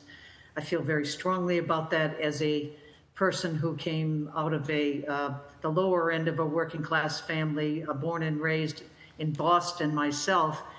We could never afford a home, but I am a first generation homeowner. I know how much that means to people. And so I work as a member with MAHA and other groups, and I strongly support the 1.5 million in down payment assistance, the additional money for those who want to either don't have an interest in owning or who can't at this time, the 1.5 million in the city housing vouchers, the community land trust money, the right to counsel, the pilot program that you proposed, and the fair housing testing program. I also feel strongly that the money that was allocated for college and career readiness, that I think it was in the tune of 4.39 million. Those are programs that are essential for the next generation.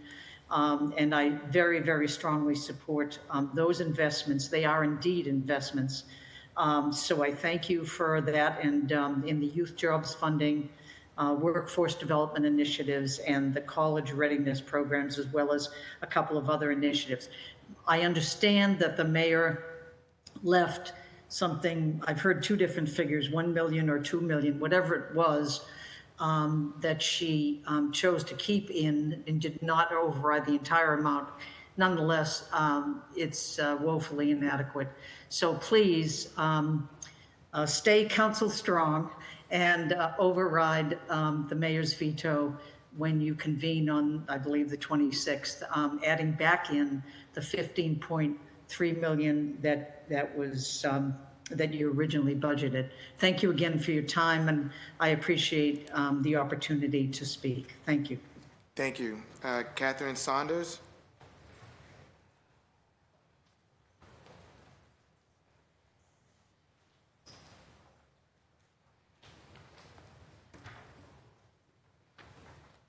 All right, good evening, everybody. Good evening. My name is Catherine Saunders, the Senior Director for Partnerships and Community Relations at the YMCA of Greater Boston. And on behalf of the Y, we submit the testimony regarding this docket 0990. For almost 175 years, the Y has been a cornerstone of the Boston community, supporting young people and families throughout the city. In neighborhoods like the South End, Roxbury, Dorchester, Hyde Park, Brighton, just to name a few. And we've always been focused on the pillars of healthy living, youth development, and social responsibility. We have 9 centers in the city and operate at a multitude of sites delivering before and after school, summer camps, summer learning, and on any given day, 75,000 people will interact with the Y of Greater Boston. Through our free teen memberships, almost 10,000 teens will visit a Y this summer. That program started today for any teen in Boston from 13 to 18. And on any given day, 6,000 young people will be in our care through day and overnight camps this summer. And we work in all the areas we've touched on tonight in housing development, hunger insecurity, college readiness, workforce development. And we're thrilled to support Councilor Worrell's leadership on the budgets and in investments in young people. Tonight, I want to focus on 2 topics where the Y is an especially close partner with the city and where the city's investment is critical. The Y of Greater Boston has been the first job for thousands of our city's young people. and in many instances, we provide them their first paycheck. This summer alone, we're employing over 200 teens across our Ys through Success Link, where young people learn critical job and life skills, working as summer camp counselors, early education assistants, membership assistants, and always critical lifeguards at our pools. So we appreciate the city's leadership and partnership in this effort. And on top of the city's investment, we will have hundreds of more young people employed this summer through the WISE investment. Secondly, our aquatics and swim program. For the second year in a row, the Y of Greater Boston has partnered with the city and fellow nonprofit organizations to offer free swim lessons as a part of the city's Swim Safe initiative. This year, we've taught over 650 free swim lessons to the youth of Boston, providing essential safety and life skills around the water due to the city's important investment. And in our communities, especially in the summer, the support and funding for youth employment and swimming lessons are vital to the safety and enrichment of our young people and their families and are a key driver of equity. We support the City Council in advocating the maximum resources for youth development, aquatics, in the 2025 budget. And I thank the City Council for your time. Thank you. Roy, online?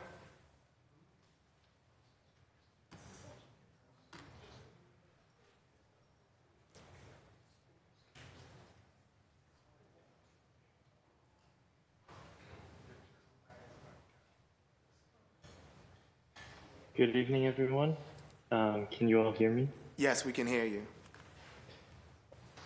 All right, thank you.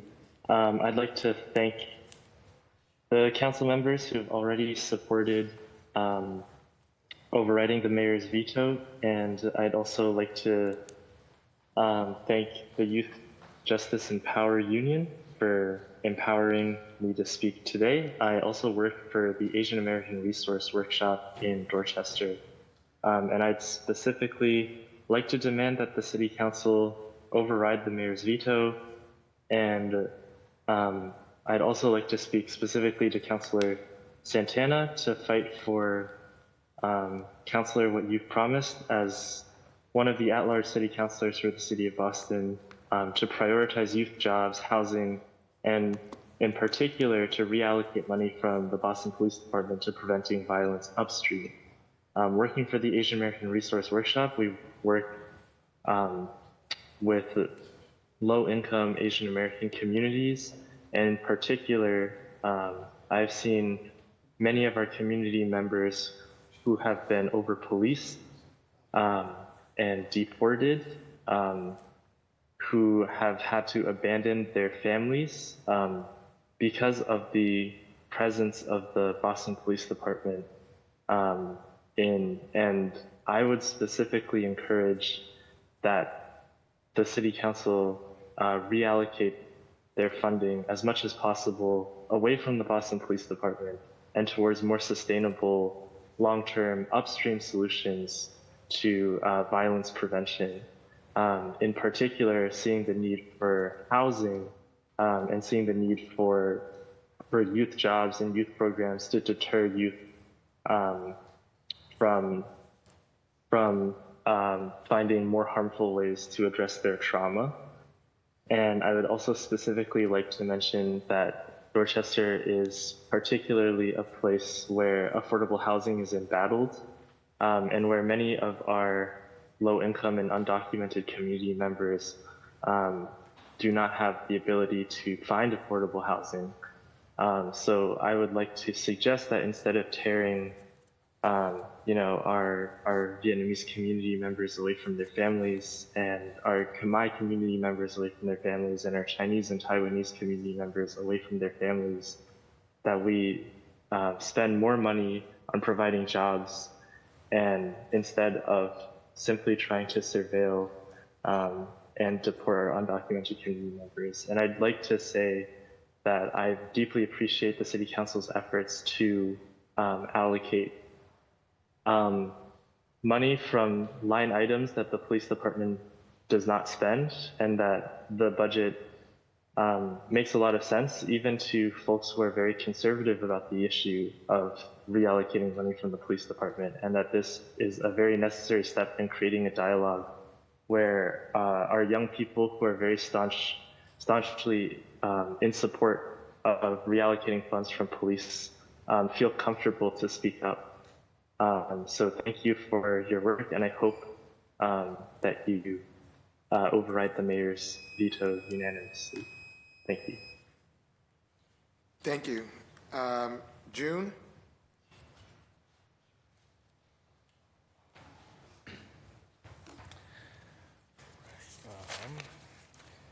Thank you, Chair and City Councilors, for this opportunity to testify. My name is June Lee, and I am the Engagement and Policy Manager at the Emerald Necklace Conservancy. I was quite shocked to see the revised proposed budget come back on the Analyzed Boston Fiscal Year 2025 Recommended Capital Budget Plan, specifically numbers 117 and 321. First, 117, it says Franklin Park White Stadium develop designs for converting the field to artificial turf. I want to share a few examples why I am alarmed.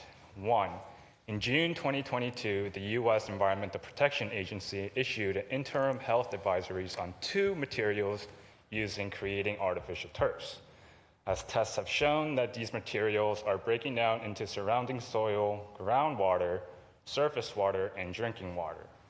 Furthermore, April 10th, 2024, the Biden and Harris administration finalizes the first ever national drinking water standards to protect 100 million people from the PFAS pollution. 2, after the completion of Malcolm X Park, Mayor Wu announced that she hopes to not build any more artificial turf in Boston. That is a big step to a more climate sustainable city and reach the city's Boston's climate goals. However, this budget recommendation to develop designs for converting the field grass to an artificial turf is moving in the opposite direction and more. There are many negative impacts with artificial turf, as it includes increased heat island effect, loss of biodiversity in the soil, hardening of the soil, microplastic pollution, and more surface runoff, leading to more stormwater flooding, which that area already is impacted by. Lastly, ever since the start of this proposed public-private White Stadium renovation project, the surrounding neighborhoods and BPS sports teams were told that it will be a grass field. And due to that, BPS football team and other field-related sports will not be able to use that grass field during the National Women's Soccer season, because the BPS sports activities will ruin the grass field. Now, number 321, design and construct a new East Grandstand for BPS athletics, including new locker rooms and support facilities. Communities and neighborhoods who do not have the privilege and luxury to escape to a cooler area of the state faced this reality of their future summers last week. White Stadium Franklin Park definitely needs renovation, but not this way. On June 16, 2024, Professor Andrew Zimbalist published an opinion piece about his concerns about this cost for this project for the city, which is about $50 million. I will not go into detail, as I sent each counselor an email on June 17, 2024 about it. However, I will quote this from the article. Boston's Unity Soccer Partners May 2024 filing claims that there will be 500 jobs generated during the construction and another 300 permanent jobs to operate the stadium and its endeavors. Consider the first construction jobs. If the city spent its $50 million on road improvements, school additions, or a cultural facility, it too would generate jobs in the short run. The problem is that the city would incur $50 million in debt that it would have to service going forward. That debt service leaves fewer funds for other projects or requires higher taxes, either of which deter jobs growth. And so in closing, there are still so many unanswered questions and concerns about this private partnership, and I would like to leave you with this. Franklin Park is considered an opportunity zone and falls into that program, which also means the U.S. Tax Cut and Jobs Act of 2017 created this opportunity zone to provide incentives for investment in low-income communities throughout the country. An opportunity zone is designed is a designated geographic area in which individuals can gain favorable tax treatment on their capital gains by investing those funds through a privately created opportunity fund into economic activities in the area. Now, who are these individuals, I ask? Because that $50 million could go to BPS students, and Mayor Wu is saying this is for the BPS students. I wonder if those $50 million could really go to this, the teachers, the programs, and other aspects of BPS, because is this what the city of Boston needs, a National Women's Soccer League right now? Thank you. Thank you. Going online, Ms. Grace.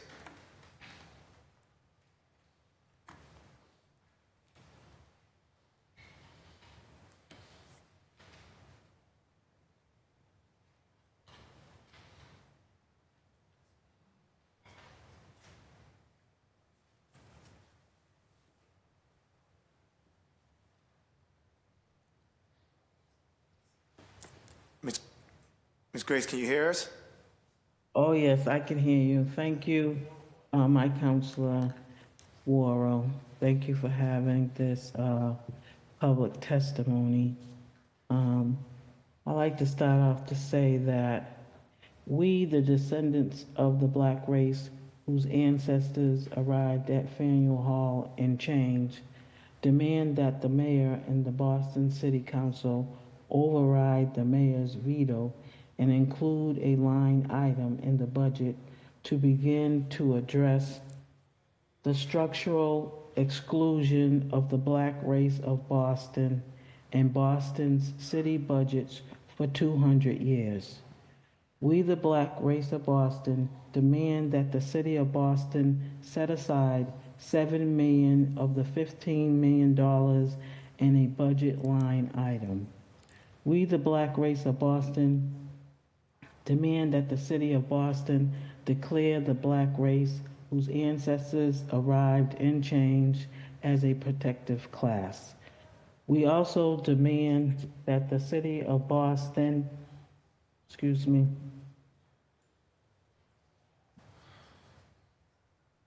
begin to address the historical exclusion of Black race in the city's budget and to make it a permanent line item in the city's budget.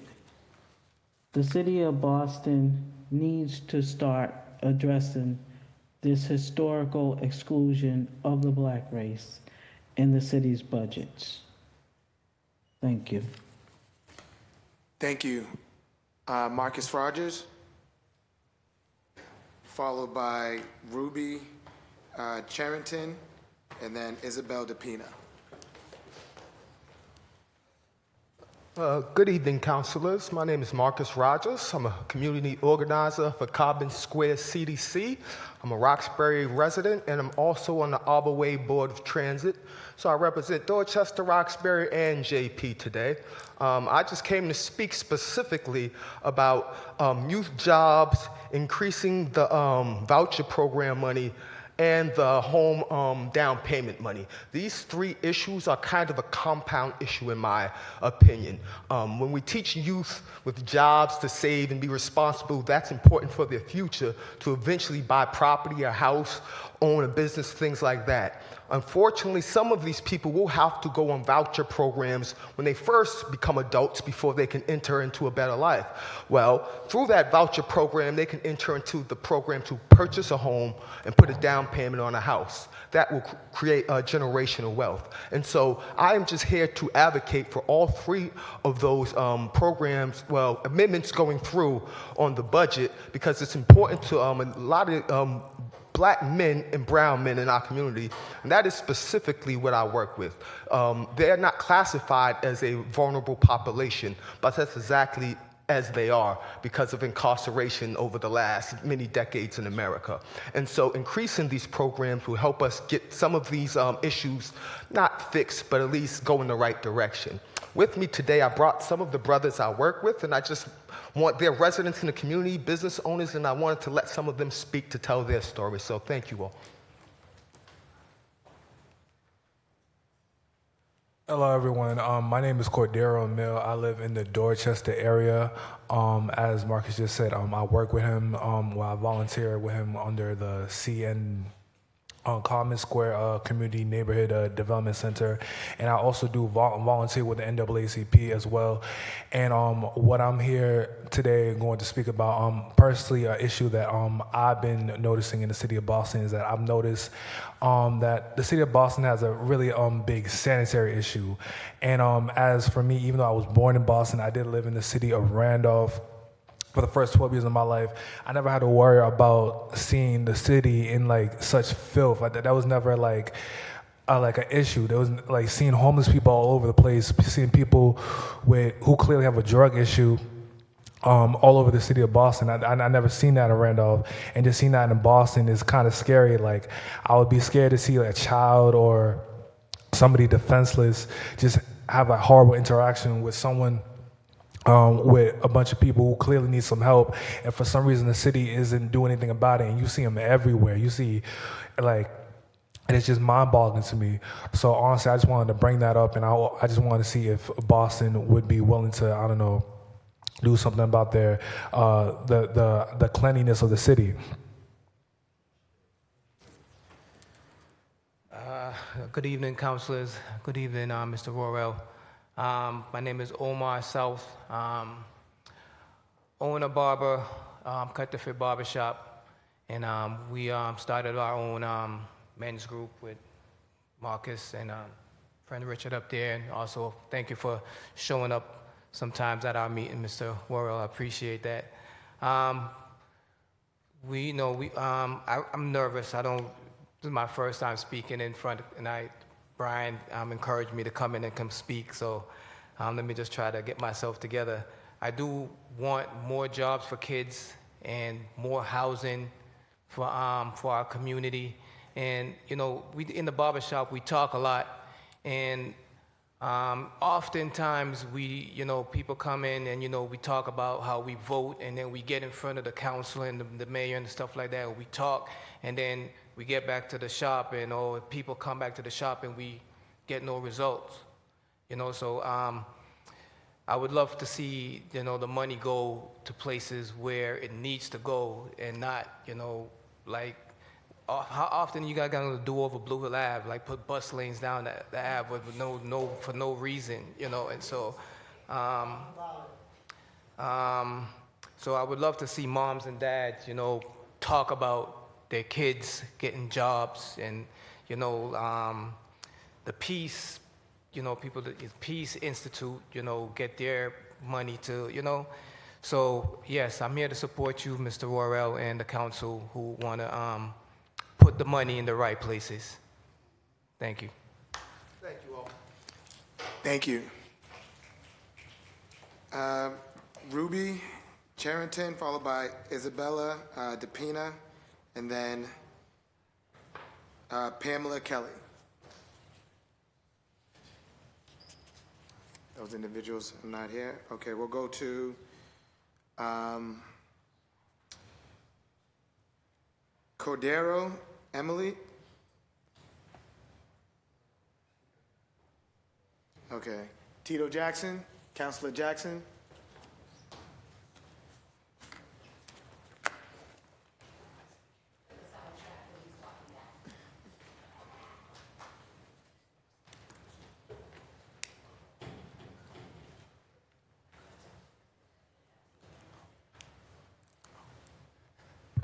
Thank you, Mr. Chair. I want to thank all of the councilors, and most importantly, I want to thank all of the residents who have come out to have their voice heard.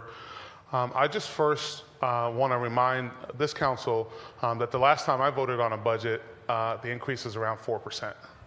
So you're actually voting on a budget that actually has double the percentage rate. We do know that there's inflation. And I also want to remind the public and the council that you are co-equal partners in running the city. You are all duly elected. Nobody other than the people of the city of Boston put you here. We don't have a parliamentary process in the way that we run the city of Boston. So you each deserve to be here. You each deserve to have your own opinion. And I just want to stress that. And this body is not a rubber stamp. You're here to do a job for each of your respective communities and your constituents, and you have the power to make a difference in this process. And I'd like you to turn to each other and not on each other in these difficult times. It is not enough to do good, you must be seen doing good. 0.3% is actually interesting because I'm not the best at math, but 10% is $45 million, right? 0.3, I'm sorry, I apologize. 1% is $45 million. A third of that is what you're asking for. So I'm not even gonna get on y'all for only asking for 15. You have been very, very thoughtful in what you asked for, but it's $15 million out of $4.5 billion. $15 million out of $4.5 billion. And all of the folks who stood up here today are right. Each of us call Tina Cherry when something happens. And when Tina Cherry calls us, we should answer that call. It is triggering for me to see people who lost somebody have to come and beg for money from a city who somehow failed them in some way and their child is not here. I think of, and this is way off topic for me, but when someone, a million words in the English language, when you lose a husband, you're called a widow. When you lose a wife, you're called a widower. When you lose your parents, you're called an orphan.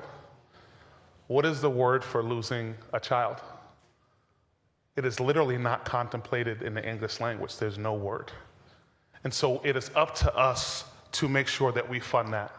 I am here on behalf of the Black Male Commission. We asked for $250,000 for something I thought was a layup, which was simply to do a disparity study so we can actually track the work that we're doing. That has not been restored.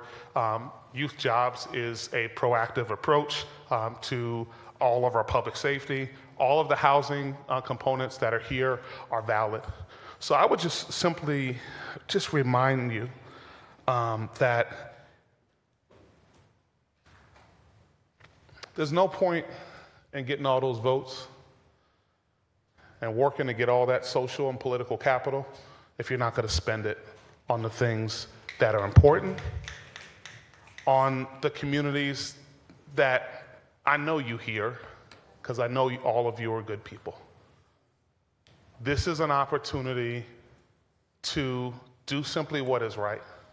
And I view it not as going against something, but this is actually standing up for the people who put you here and many who will never have the voice. And I'm so moved by the brother who was like, hey, I never came to speak here before. That's the most important part about this process. I think this is the fairest process I've seen, even from when I was here. You have a power that we did not have, which is to modify this budget. Use your power and know that we are here for you. I want to thank the chair for a comprehensive process. I'm kind of happy that you're the first Black man in this role, and you're doing such a damn good job on it. And each of you have done your job in this. You've whittled this down, because again, if you even said 150 million, I'm sure there's some modifications that are in there. You're at $15 million. I would ask respectfully, as someone who is a member of this community, as also someone who used to serve on this body, that you get together and you turn to each other and not on each other in this. It is not enough to do good. You must be seen doing good. Pass this unanimously and use your power and understand your community has your back. Thank you for the opportunity to be here. Thank you. Thank you, Councilor Jackson. Victoria, is it White?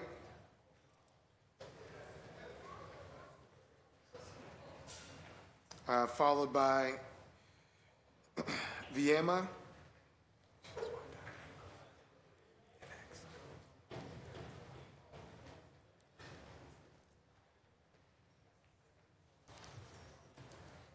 Hello, my name is Victoria. I'm with YJPU. I have been using my voice for months now trying to express how my youth job has impacted me, but I have constantly been ignored by the city of Boston. My youth job has been something that has inspired me this year to be a part of something large, to use my voice to support and help other youth and my friends at school.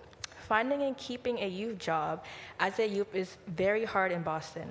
There is little resources, and the ones we have are hardly being spoken about and or have a hard registration process, as well as the little pay that some jobs provide.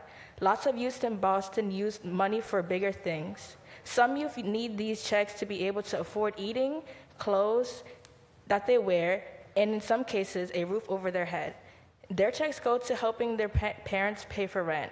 We are being ignored by our own mayor, and it's up to our city councilors to override the budget so we can successfully create a better Boston.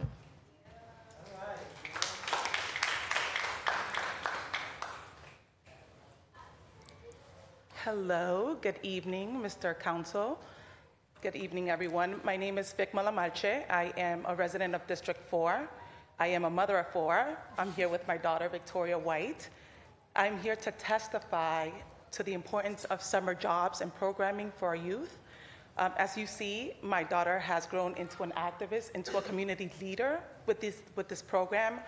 She's also earning a stipend, and she's inherently learning how to be financially responsible. It's contributing to her financial literacy. She excitedly speaks to saving to buy a car and hopefully someday buy a home. It's important. The flip side to that is, unfortunately, my cousin who was murdered 15 years ago, and it was during the summer months, and we learned that it was paid, it was hired. So he was paid hundreds of dollars, the kid who did so, and committed this murder. So I say all of that to say that we need to keep our youth off the street. We need to support them in earning a pay so they can be fiscal responsible. And I'm asking for you to override this veto and support our youth in fully funding these programs and jobs for them. Thank you. Thank you.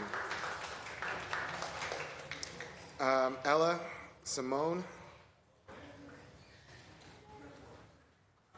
followed by Amaya.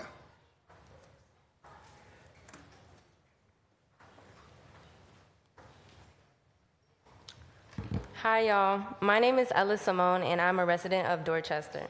I'm here to talk to y'all because we want you, the city councilors, to override the mayor's veto. Adding an additional funds to the police budget is unnecessary, and to be quite frank, there should be money being withdrawn from that whole budget. Y'all all share one thing in common. Y'all are supposedly here for the people, but y'all aren't listening to this. The most common reasoning for having police is because y'all want to have a quote-unquote safe community. But in reality, that's what's destroying our community.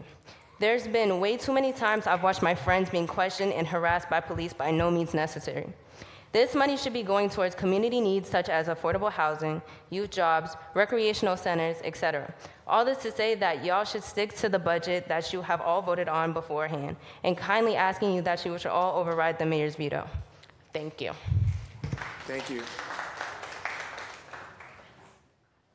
Amaya, followed by Kiara.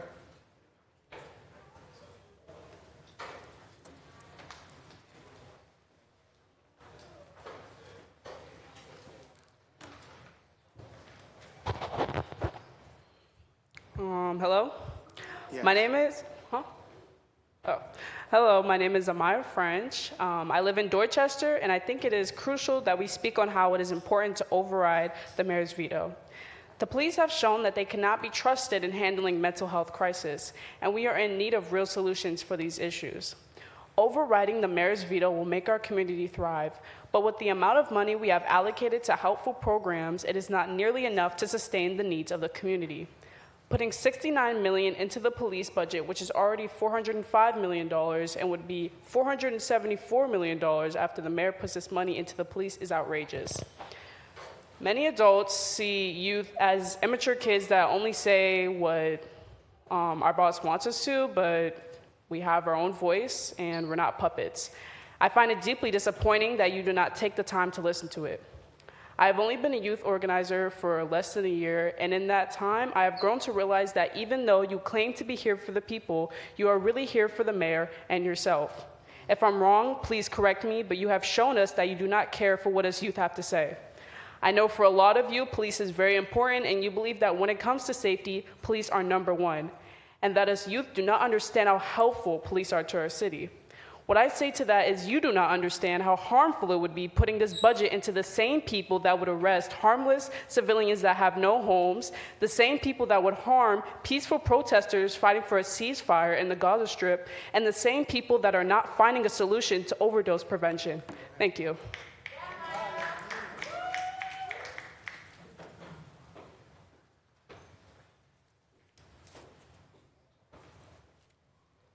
Hello, my name is Kyra Nunez. I'm from District 7, and I'm a part of Youth Justice and Power Union.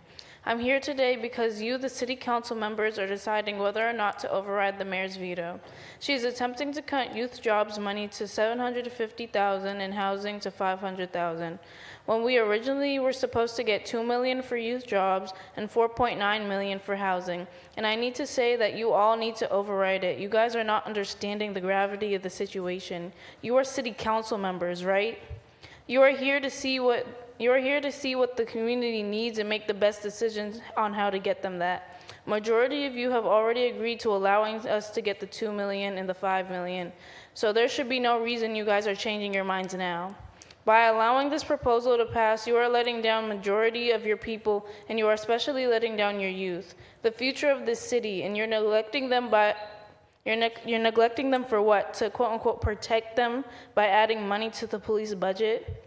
Having police on every corner of the street doing nothing but standing there and acting scary will do nothing to protect our youth. What will protect our youth is keeping them housed and busy with the job. That will help them get the necessities they need, so they have no need to be in the streets or get into situations that need the police.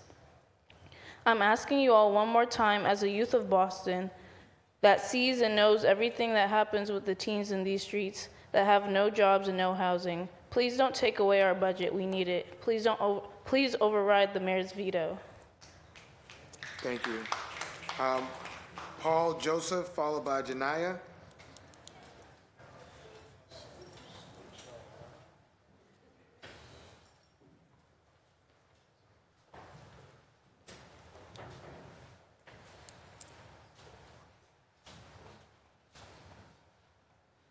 Real quick. My name is Paul Joseph. I'm a past president of the Massachusetts Association of Minority Law Enforcement Officers. I'm a retired sergeant detective out of the Boston Police Department, and I'm here to just say that delaying the test and giving the money to somebody else would be a better deal than, than given a test that has a history of discrimination against women and people of color. Just want to point out a couple of quick things. The last test was 2020. The test before that was 2014.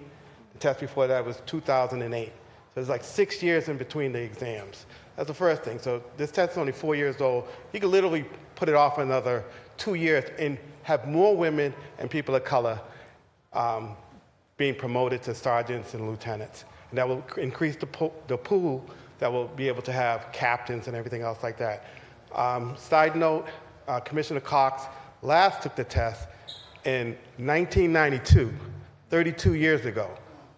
Just so facts. He made sergeant, and from sergeant he made superintendent, and deputy superintendent, superintendent, and he's made over $1 million as being taken out of the civil service ranks and put in the command staff ranks where the pay is lucrative. So he has a financial incentive to continue this process.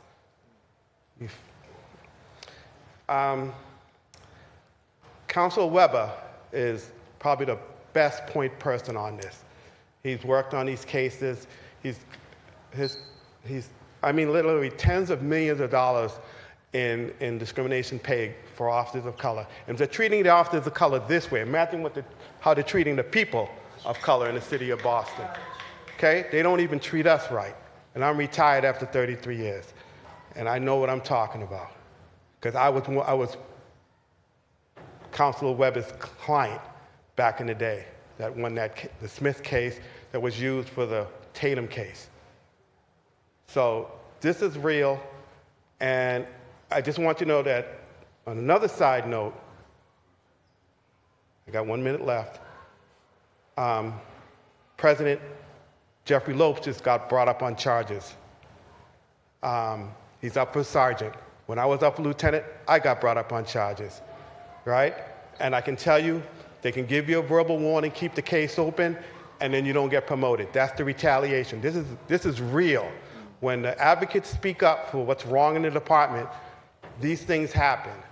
Maybe it's a coincidence, but I doubt it. There's no such thing in the police department as a coincidence. They're very meticulous in how they go about their business. And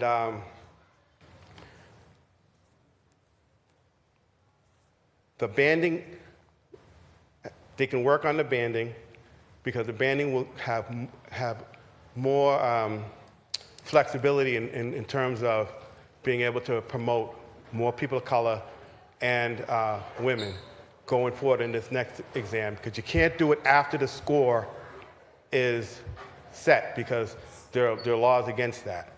So there's a lot of things they can do between now and the next year or two. The further out you put it, the better. I can go on, but I just want to say one thing. Mayor Wu attends the same church as me, Sacred Heart in Rosendale. I live in Rosendale. And I'm certain she was there when Father Cleary gave the sermon about the Good Shepherd and the hired hand. And we all know the hired hand runs when the wolves come. And those folks that came up here and spoke to their pain and suffering from the Louis D. Brown Peace Institute, those folks were attacked by wolves. And we don't need no hired hands. We need good shepherds. And I'm sure you folks here know about being good shepherds. That's all I got to say. Thank you. Thank you. Janaya, followed by Nosika, then Khalil.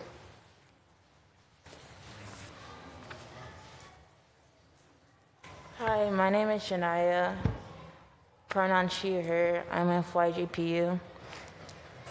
Please do not let the mayor change the budget. That's not right for the community. That harms the community. Do not let the mayor hurt this community. If her budget passed, because it's going to hurt the community more, 10 times more. The Boston community is already hurting a lot. We need more affordable housing. I've been recently seeing a lot of my neighbors move out the neighborhood because Boston is not affordable. We need more affordable housing. These are the same children that I grew up with. I live in JP. JP is getting less diversity and more predominantly white. And it's really sad seeing people I grew up with moving out of Boston because there's not a lot of affordable housing. And it's really sad, and I get emotional about it because we talk about this all the time about youth jobs, affordable housing, and it's always not going in the right direction. More money to the police, but what about more money for the community? The police is like a Band-Aid. A Band-Aid is not gonna fix anything. Youth jobs fix things. It helps the youth a lot. It helps us a lot. I remember at one time, someone I used to work with was testifying, it helps her stay off the streets being in a youth job, so we need more money for youth jobs and affordable housing. Thank you. Thank you. Oh, wait, I want to say one more thing, sorry. Thank you for guys being here, but I don't know why majority of the other city councilors are not here. It's like 13 of y'all, right? And it's only a few of y'all here. Thank you for being here. And again, like the mayor doesn't care about this. I know she's not supposed to be here, but if she really does care about this community, why she's not here one time for the hearings? I'd never see her here. If she should be here one time, you know what I'm saying? It's like she's never here, so she really doesn't care about this community. If she did, she would be here. She just listens to her own voices, but she doesn't care about us, how it's affecting us youth. Black and brown students, it's hurting us. Please don't not let her thing pass. Thank you. Nosika, followed by Khalil, and then Alexa. Hi, my name is Nosika. I am from Hyde Park, and I work with Youth Justice and Power Union, also known as YJPU. I've been here since the beginning of the budget season, meeting not only with the community, but also with city councilors. And my message has not changed. It has always been to fund youth jobs properly and to fund affordable housing properly in Boston. But just to recap for those who might not know, even though we didn't get anywhere near what we've asked for from city councilors at least gave us $2 million for youth jobs and $4.6 million for affordable housing. But because of the disappointment that she is, Mayor Wu has rejected the city council's amendments and has instead proposed $750,000 for youth jobs and $500,000 for affordable housing. This is a joke, and the fact that she would make a joke of youth jobs and what it means to have affordable housing in Boston just shows what is and what isn't important to the mayor. The importance of a city is seen through how they allocate the money that they have every year. And the fact that we can't get proper funding for housing, we can't get proper funding for youth jobs, but we can find money for the police really speaks volumes. The same police who are arresting people and taking away tents from homeless people and creating this cycle of imprisonment for people who are poor, that really shows what the city cares about and how they care to make criminals and not actually help people who are in need. The council has power to silence the mayor's blatant disrespect, and the community, all of us, has voted for y'all to have the power to veto her or to override her veto. And we want to see you guys actually use this power for the same community that was standing for you guys beforehand to stand for us now. Not only are we asking for y'all to do your job, but you're also asking for you to stand up and do what needs to be done. Beforehand, you already passed these amendments. I don't see why we are going back on them, why we're trying to change them. Instead, we need y'all to be women and men of your words and stand by them. The overall budget for the whole entire city is like billions of dollars, and the fact that y'all are only trying to allocate $12 million around what is actually needed for the community, for lack of better words, is actually pretty sad and pretty pathetic. And this is not to bring you guys down, but this is really to open your eyes to understand that like the power that we've given y'all to move around the budget is to do something grand, is to make changes, is to actually listen to us and make a change in our community. And the fact that we're only sitting here talking about $12 million possibly is actually pretty sad. Every time we ask the mayor for money for our different things, she always says that there isn't money. When we ask y'all to find money, y'all say it's really hard to find money, but the mayor turned into a leprechaun, pulled money out of this pot and found $50 million to add to the police budget. But when we're asking for money to add to affordable housing, money to ask for mental health, money to add to youth jobs, we can't find it. But when it's time to back the blue, we have the money. So I really show that, it just to me shows what the mayor stands on, and to the community, it just tells us that the mayor doesn't care. And so your vote on Wednesday shows what you care about. It shows whether or not you will be siding with the community that's been begging for y'all to actually fund us, or if you will be siding with the mayor who continues to fund the cops. And unless the cops are going homeless, I don't know why y'all funding them. Thank you so much. Yeah, go ahead. Khalil. My fault, one second. I have a lot to talk about today, actually. It was really funny hearing a lot of these, a lot of people before us, before me. First things first, okay, my name's Khalil. I'm from District 6. I'm from Roxbury, but right now I'm living in District 6 in JP. But yeah, I think we need to all go to Mayor Wu's church and pop up on her and just tell her what we think, because this is crazy. So June 7th, our young people organized dozens of people and marched into the streets outside of City Hall. They used their power to urge Mayor Wu not to veto y'all's budget that y'all all worked on together, that y'all sat through dozens and dozens of hearings listening to people to create something that worked for the community. And they urged Mayor Wu to not veto y'all's budget. They were out there for 3 hours shutting down the streets. They wanted violence prevention, affordable housing, and youth jobs. They wanted that stuff to stay funded. Mayor Wu said F the youth and added $69 million to the police budget instead. And that's a freaky number. You don't have to be an abolitionist to realize that $69 million is an unreasonable increase to one department that's already the highest budget in the city. For real, you don't have to be an abolitionist. A lot of people sat up here and said, you know, I feel this way about the police, I feel this way. And while I stand with them, it's just like, I'm not gonna say forget that. Y'all need to listen to that and y'all need to think about that for the future and how we work to get there. But for the time being, let's think about, can we spare money to this department? Can we spare money to this department? People are saying, we can't buy a house. And y'all wanna, not y'all, because y'all didn't add 69 million, but the mayor is saying, forget all this homelessness. We're gonna give 69 million to the police and police contracting and all this stuff. And there's stuff that's been proven to be underspent, and the mayor won't budge. So here's what I'm trying to tell y'all. A lot of times I get up on this mic and I tell y'all about yourselves, but y'all already passed the budget, right? With an overwhelming majority. So I'm not gonna do that. Today, I'm on y'all's side. Y'all heard from the people, y'all sat with the community, sometimes staying in school auditoriums until 9 p.m. So here's what you need to do. Stand with your budget, override the mayor's budget, listen to the people, support affordable housing, youth jobs and violence prevention. Be smart, y'all got it right the first time. Thank you. Thank you. Alexa? Hi, my name is Alexa. I'm 15. I'm from District 7, and I'm a youth organizer at the Youth Justice and Power Union. I'm here fighting to make sure city councilors override the mayor's veto. We need to put money into our community to create real safety. The more money we put into police, we are neglecting the needs of the people. Real safety is youth jobs. Real safety is affordable housing. Real safety is a just mental health crisis response. People are struggling to keep their homes, and you continue to put money into the police who sweep homeless people and put them in jail. We need to keep people out of the streets and make sure they have a home to come to. It seems impossible to live in Boston when we can't even afford to live in our homes. Youth are helping their parents pay for bills with their youth jobs because housing is so unaffordable. And with those jobs, they create safe spaces and learn valuable skills for life. Mayor Wu wants to put $69 million into the police. That's literally outrageous. That's insane. We are here. We're telling you what we need. And the city councilors have already agreed upon their original proposal for $4.9 million for affordable housing and $2 million for youth jobs. We need to keep this budget if we want our people to thrive. We've been here before and we've testified. We're calling you to take action, make the right decision. Override the mayor's veto. Thank you. Thank you.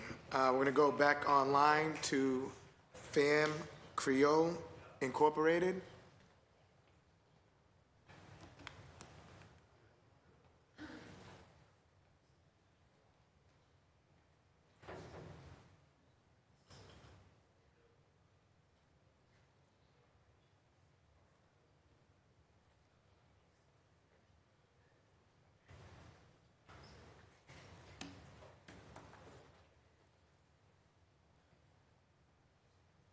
The floor is now yours.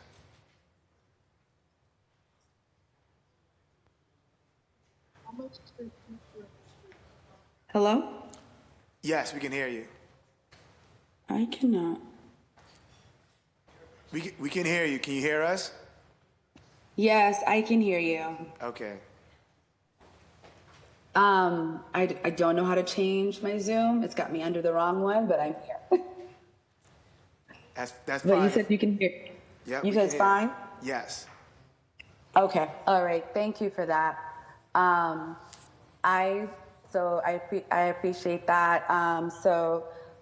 Dear council, my name is Ruth George. I'm honored to serve as chairwoman of the Cummins Highway Neighborhood Association.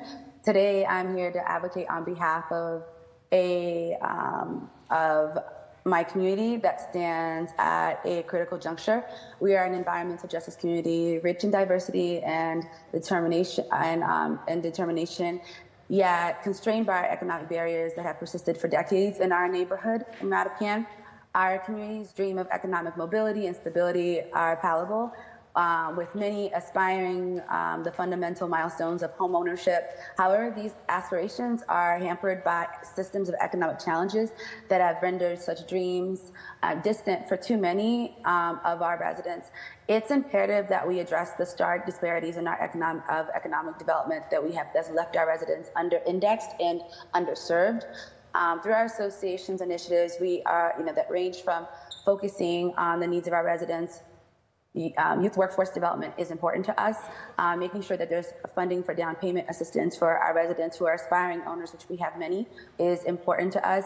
We are a community that has a large English learner population, so support for programs that especially allow them to enter the workforce are critical to the success of residents who call, Boston home.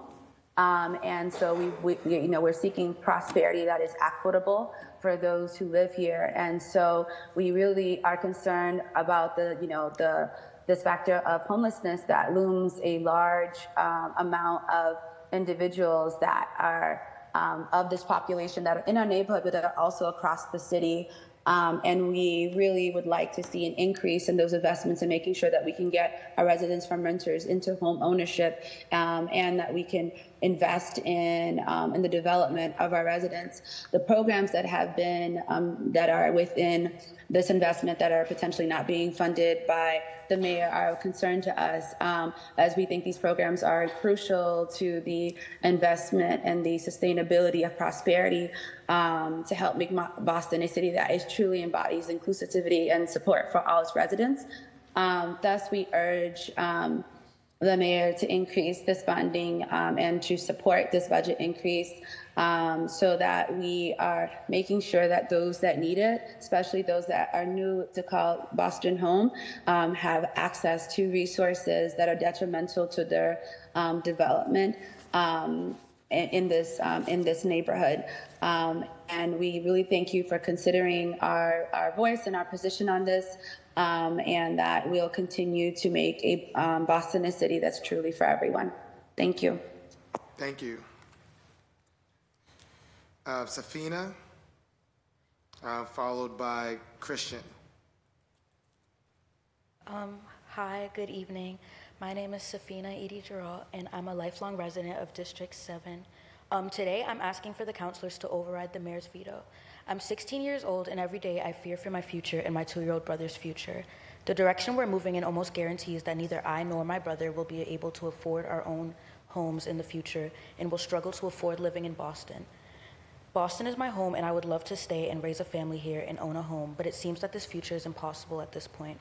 If Mayor Wu continues to allocate our money, the people's money, to the police budget, then soon this city will be inhospitable for young people of color and lower class people such as myself. Many rely on affordable housing programs in order to house themselves and their families. That includes my family, my friends, and many members of my community. Redirecting money from the housing budget shouldn't even be a thought in one's mind at this point, as Boston is in a crisis.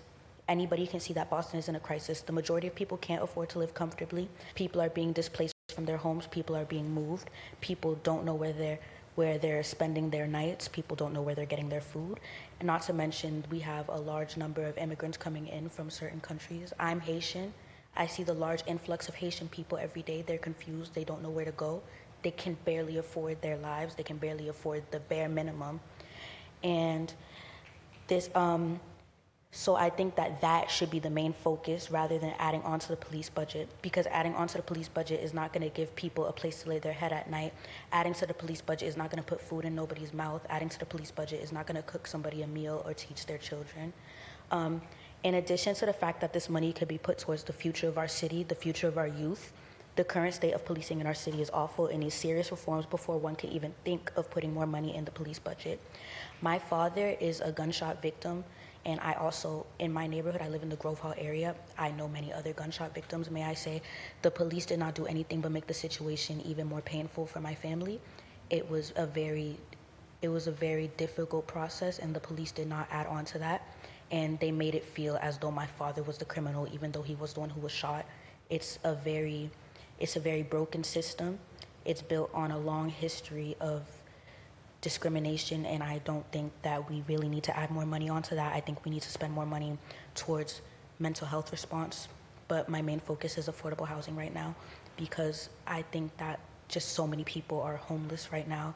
If you just go on like areas like Mass and Cass, things like that, you see all the people that are laying on the streets. And I think of my brother in the future who will grow up to be a young black man in this city, If our system doesn't change, will he one day be victimized by the police, as many young black men have been before? That's a thought that I think of all the time. And I look at all the black men here. If you have sons, think about your sons, think about where your sons will be. Do you want your son to die at the hands of police one day? I don't believe you do. So I'd like all the adults here to ask themselves, is our current city the city that you want your children to grow up in? Is this city hospitable? And do you think that this future city will be able to sustain your children and your family and your future generations? That is all. Good night. Thank you. Christian?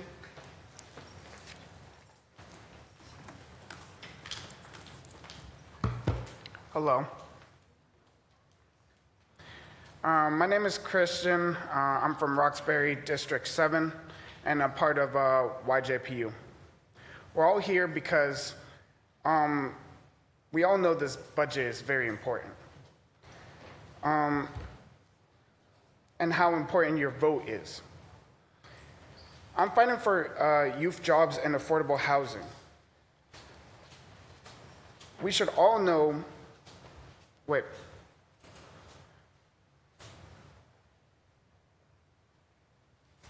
by now we should all know that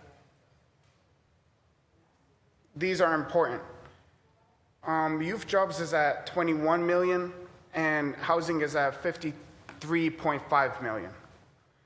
And police is getting a 69 million increase. That's higher than the housing budget. And that's crazy.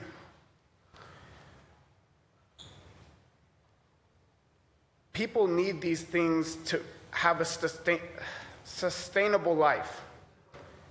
And Mayor Wu is just taking it away.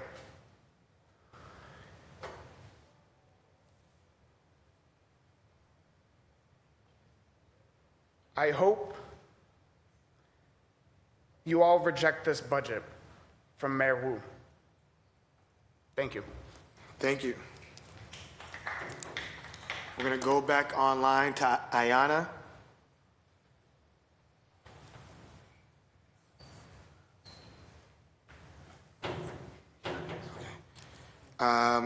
We'll stay in person. Eliza, followed by Helen, and then Matt Hudson.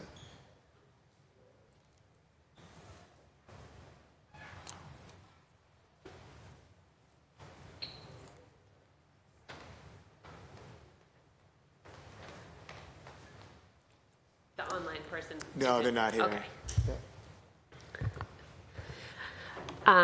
My name is Eliza Prod. Thank you to those counselors who are still here many hours into this hearing. I'm a resident of JP, and I'm here on behalf of the Better Budget Alliance, a citywide coalition of 35 community groups who believe, as our name indicates, that we will have a better budget when every resident of the city has a real say over shaping it, because we are experts in what we need in our communities. Our focus has been on organizing to enable participatory budgeting as part of the annual budgeting process, which we're excited to say we won, and it's starting this week, so residents can start to propose projects for the budget. We started out this spring delivering 550 messages to the mayor from residents asking to increase funding for PB projects from $2 million to $40 million. Not only did she not increase that funding, but she usurped the council's power to increase funding for it by announcing that no matter how much money you put into it, the administration is only going to use $2 million this year for projects and $2 million in forthcoming year for projects. I mention this because it feels significant that although voters enabled you to have equal budgetary powers in our strong mayor city, the mayor found a way yet again to exert sole power over taxpayer dollars. As others mentioned, we had a vision with allies and partners for the $40 million for PB and another $35 million for community investments, most of that coming from the police budget. And we are astounded, as others have said more eloquently, about this continued increase to the police budget, especially from a mayor who voted against police increases in 2020 and 2021 as a city councilor herself. While the mayor may be weighing other political factors in her decisions, we see that you all are looking at the facts of underspending And you are listening to constituents. You are doing your job. You are here advocating on behalf of residents. And that is why we voted to give you all these powers, and we're excited to see you all use them. So we want to support the override for the full $15 million. We especially want to highlight the full funding, $2 million for youth jobs, the full $4.9 million for housing, the full $1 million for victims of homicide, the $100,000 for families victims of disasters, who we saw in East Boston after the fire got basically nothing from the city, the $500,000 for workforce development and ESOL classes that we've heard from many, many residents is badly needed and in high demand. And we support these because we heard of the need for them directly from residents. Come Wednesday, we are excited to celebrate you when you pass a better budget, a budget that is informed and led by resident priorities. And we're here and we're backing you. Thank you. Thank you. Helen, followed by Mac, and then Dio. Helen left. Oh, Helen left? Okay. Do you want copies? Do you take copies? If you want to submit your testimony, central staff will.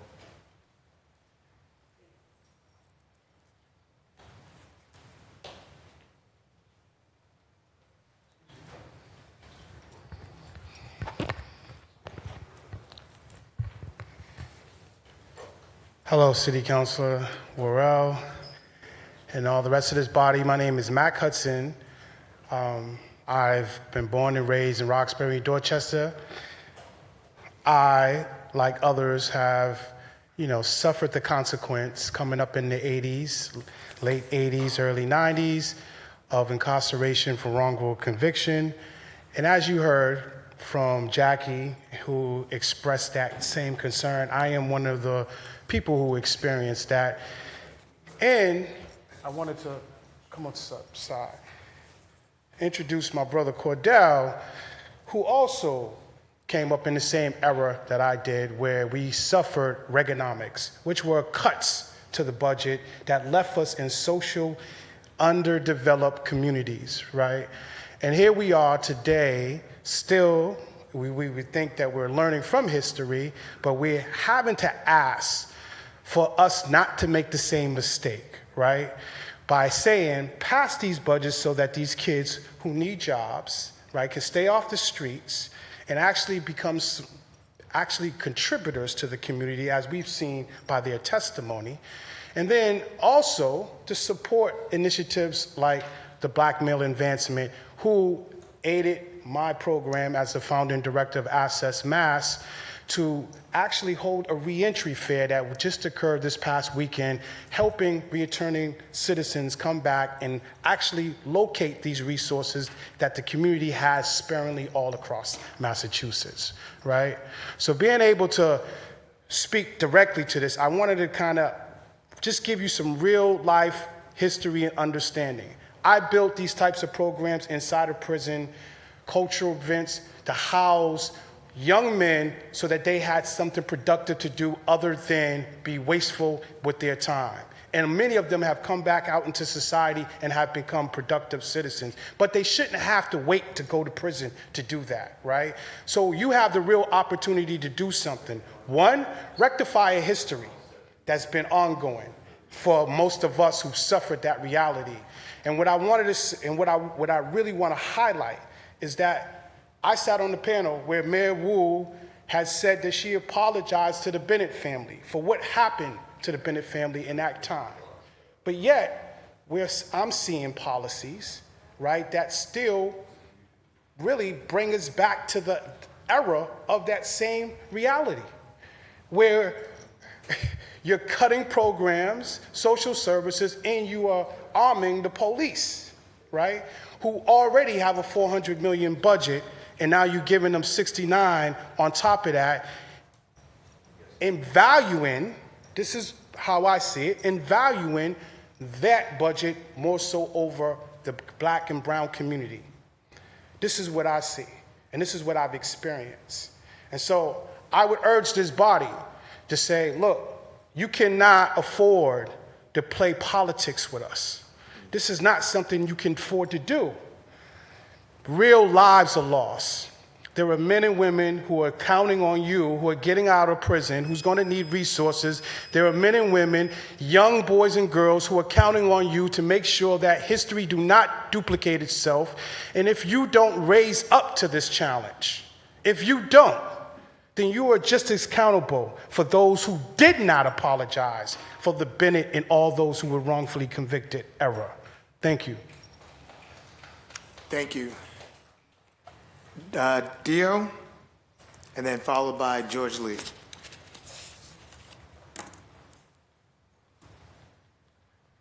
Okay, so hi, my name is Dio. I'm a resident of East Boston since 2020 and a resident of Greater Boston since I was a teenager. I live in Councilor Gigi Coletta Zapata's district. A friend of mine invited me with her here today to witness and participate in public testimony. I thank them for that. I want to make it clear that, as people have said before, our communities deserve so much better than to have to drag ourselves here out of our busy lives where we're struggling to just get by, to implore elected officials to do their jobs, to prevent the mayor from taking away what little funding we have in favor of a department that over-polices the community. I believe it's some $9 million for our communities is at stake, and yet, crazy enough, that's still not enough. As my community members here know, there are so many worthwhile things that we know deserve funding so much more than the Boston Police Department. But as I understand, we're here in regards specifically to things people have talked on, like supporting families of homicide victims, youth jobs, affordable housing. To contextualize myself, I'm a former UMass Boston student of environmental justice, a former community organizer with Movimiento Cosecha, Harvest Movement, and a formerly homeless youth in the city of Boston. I have specifically benefited from Pine Street Women's Inn, Bridge Over Troubled Waters, Y2Y at Harvard Square for shelter in the past, as well as the YOU program, and Eastie Farm for youth employment.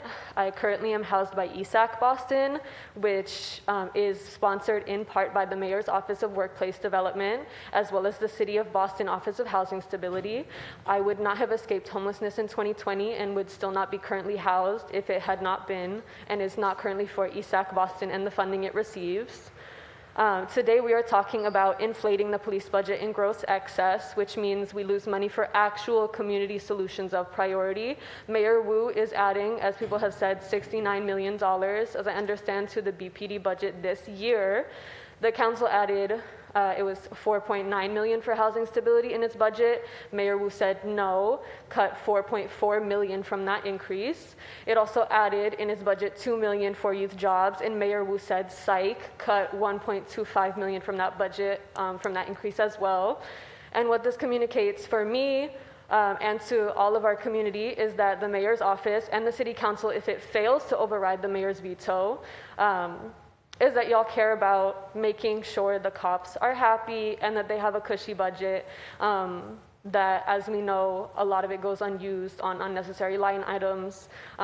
Then it cares for the ability of myself and people like me to stay housed, stay safe, basic necessities.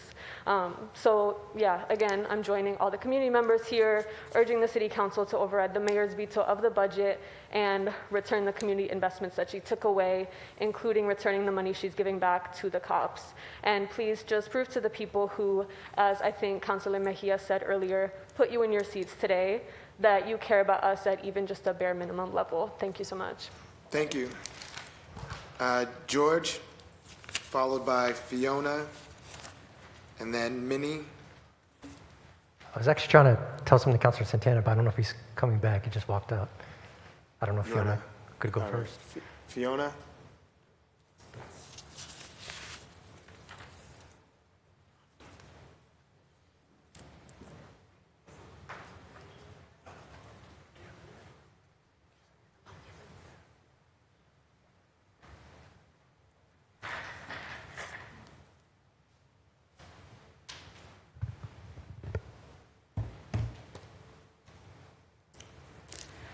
Good evening and happy Pride. My name is Fiona. I grew up in East Boston. I currently work in, I live in Jamaica Plain, and I have worked in Dorchester and Roxbury for the last 2 years. I'm I'm demanding that the city council override the mayor's veto and return the community investments that were taken away in this last budget proposal by the mayor. And I really want to sit here and say, if you really think about it, it's kind of comedic that Wu took and added 69 million to the police, because if we were to compare it to the add-ons to housing, which is $250,000, and to youth jobs, $750,000 in comparison to the proposed 4.9 million and 2 million for youth jobs. It's kind of like the city is either in bed with the cop unions or the cops got a gun to the city's head. So, like, if you want to blink twice, if you need help, please do. Or you want to send the message along to the mayor, please do. But whether or not you have a personal relationship or a violent relationship with the police, you have a responsibility. Because no bullshit, this summer and what it's like. No swear. Okay, no BS. It's summer, living in Boston. In the last 2 weeks, I went to a graduation and somebody got shot. And I went to a baby shower and somebody almost got stabbed. And it's only been 2 weeks. And I feel like it sounds like we might need more police, but we really need more resources. We don't need more police sitting at construction sites getting paid over $75 an hour in overtime, and we need more youth jobs, more youth workers, more services in response to violence, not more police. Why are we investing in mass incarceration, policing, and not into peace institutes, youth jobs, and housing? Override the veto. And I just want to say that this budget is really homophobic. And to Santana and Pepin, who are not here right now, we know that you're the mayor's little puppets, and I hope you know that we know that.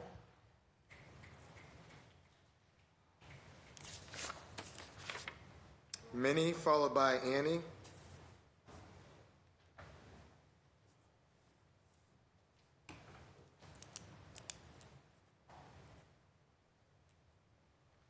Good evening. Thank you, Chair Worrell. Thank you, members of the council. Good to see you. My name is Minnie McMahon. I'm representing the Greater Boston Community Land Trust Network. I am a resident of Dorchester.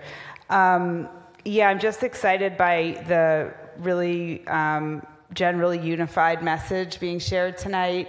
The investments that you all made through your budget, you're clearly looking at making the conditions better for living in Boston. And I'm here to just join the voices of people asking for an override of the mayor's vetoes. Youth jobs deserve deep investment, families experiencing trauma, people re-entering post-incarceration, people coming to this country who need English language and other support. These all need to be happening, and you have the power to make it happen. So when you make your final decision, please remember why you put forward your original budget and stick with that. I'm going to put in a word for community land trusts. These are organizations and communities that are committed to providing permanently affordable housing, permanently affordable commercial space, permanently affordable farming, gardening, agricultural space, permanently affordable cultural spaces, and really uplifting community ownership and governance and neighborhood planning. All of this protects our neighborhoods from outside interests, protecting housing from speculation, which is currently, as we all know, the market conditions we're working in. So thank you to the council for including $750,000 for community land trusts as part of your budget. You did in 2021 give $2 million for community land trusts, and we want to keep seeing budget items for community land trusts. Of course, that's not enough. Community land trusts are not just about housing. We're really looking at building holistic, thriving communities that are stewarded for the long term, and really just want to support the work that most of you have done on this council, and ask that you stay united and continue to follow your values and make the right choice on Wednesday. Thank you very much. Thank you. Annie? Annie, you can speak at this mic too. Yeah. Hello? Yes. Can I get a hello back? Hello. Okay, thank you. Okay, it just makes it feel like the room's less empty. Okay, hello. My name's Annie. I like to say with a Y, and I want to share that I'd love to be Annie with a PhD someday. And the PhD stands for Phenomenal Heartfelt Day. And I want to share that I've been a Dorchester resident for 25 years, and I graduated into the pandemic in 2020, but before that, I just wanted to say I've been a BPS kid since up until college, and when I graduated college in 2020, I want to share that from 2020 up until now, I've had, and I have my bachelor's, by the way. I just want to share that from 2020 up until now, I've had 18 jobs, and I can say that it feels pretty exhausting to ask for breadcrumbs and leftovers of services, of basic necessities that build a person up, a young person. And what I'm here for today is to demand, propose, and put in front of you a very clear picture of where money should go instead of where it has gone, to build a young person emotionally, mentally, and intellectually in their overall educational experience. I am also want to share that I've seen a lot of resources that exist outside of inner city neighborhoods in Boston. I've seen resources that don't exist in the cities and where we live in, and I know that I'm no mathematician, but I do know that a lot has been extracted from people, communities, and safe spaces that prevent people or make it extremely difficult for them to show up thoughtfully because their energy has been spread thin. And I want to share that the work is laid out for you, and all you have to do on Wednesday is to show up and show us how to lead a city of care by voting yes for the $9 million back, so that we can all have a phenomenal, heartfelt day, healthy, safer city for everybody. And that is my time. Thank you. Thank you. George? Good evening. My name is George Lee. I'm an organizer with Youth Justice and Power Union. Thank you to all the counselors who voted for the first budget earlier in June. Counselors Louis-Jean, Mejia, Weber, Worrell, folks who aren't here, Braden, Caleta Zapata, Fernandez Anderson, and also Counselors Durkin, Pepin, and Santana. And I know that 7 of you have already spoken up about overriding the mayor's veto. So I want to especially address my comments tonight to Counselor Henry Santana, who is my counselor as an at-large counselor, although my comments also apply to all 10 folks who voted for the budget. You're both my counselor, but you're also the counselor for all the young people who've been disinvested from and rely on you to fight for them. The thousands of young people who you know can't get jobs and who are getting criminalized. Young people from neighborhoods including Mission Hill who we've lost and should be adults who are still with us today. And you've said that one of the things you want to weigh when you're deciding where to reallocate from is what the impact of those reallocations will be. And I want to speak to the impact of reallocating $3 million from the police budget and the fact that it's not going to take anything away that the community needs. And we know this because a lot of those items that are getting reallocated from the police are already underspent, but they're still going up. So when equipment is $1 million underspent, but it's going up $2 million to $7.6 million, reallocating $500,000 from equipment is not going to impact safety negatively and is not really even going to impact the police budget. When contracts are going up from 26.6 to 29.8 million, but they've been underspent by $1 million. Again, that's not going to take away anything that the community needs. Instead, it's going to let us put more into the community.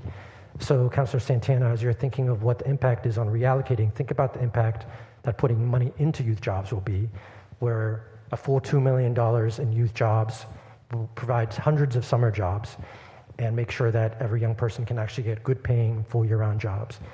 Think about how $1.5 million for rental subsidies will help 100 families who are unhoused, and how money for violence prevention and addressing trauma after homicide, every family and young person who gets served ends up having a ripple effect on dozens of other people in the community. So those are very concrete impacts. Those are real, as opposed to what isn't real, the fear of what happens if you take money from the $69 million police increase. So hoping that on Wednesday you make the right choice and that you can look residents and young people in the eye. If you do vote to keep the money in the police budget, then I hope you can look folks in the eye and tell us why you're adding $2 million to an equipment budget when it goes underspent already, what it'll go to and how it'll actually keep young people safe. If you decide to add the $3.2 million to contracts instead of taking some of it away, can you look folks in the eye and tell us what exactly that's going to go to and keep people safe? Because if you vote for that increase and you can't explain it, then it means you're not voting for any real reason. You're not voting for the community. You would be voting to protect police associations and commissioners who are pressuring you behind the scenes, and you'd be letting their voices cancel out everyone else here today. You'd be voting to protect a police slush fund based on phantom money and against your promises with no defense. Or you can vote the right way, look us in the eyes and say, I hear you, y'all are right. Moving a few $1 million from a record $69 million increase to BPD won't decrease safety. It won't negatively impact the community. It'll help those families without housing. It'll help the young people who need jobs. It'll help care for families, young people. Finally, just to note that BPD, their budget is a vacuum. They're going to keep sucking the city dry. You let them have $3 million this year, that's $3 million they'll have next year too. And the year after that, in 2026, in 2027. That's $3 million every year in the future that's not going to young people, it's not going to families, and it lets the police budget keep going up by another 25, 50, 100 million. So we need you to take a stand now and vote against an irresponsible $3 million going back to the police and put it to what you actually know will make an impact. Thank you. Thank you. We'll go online to Ayana.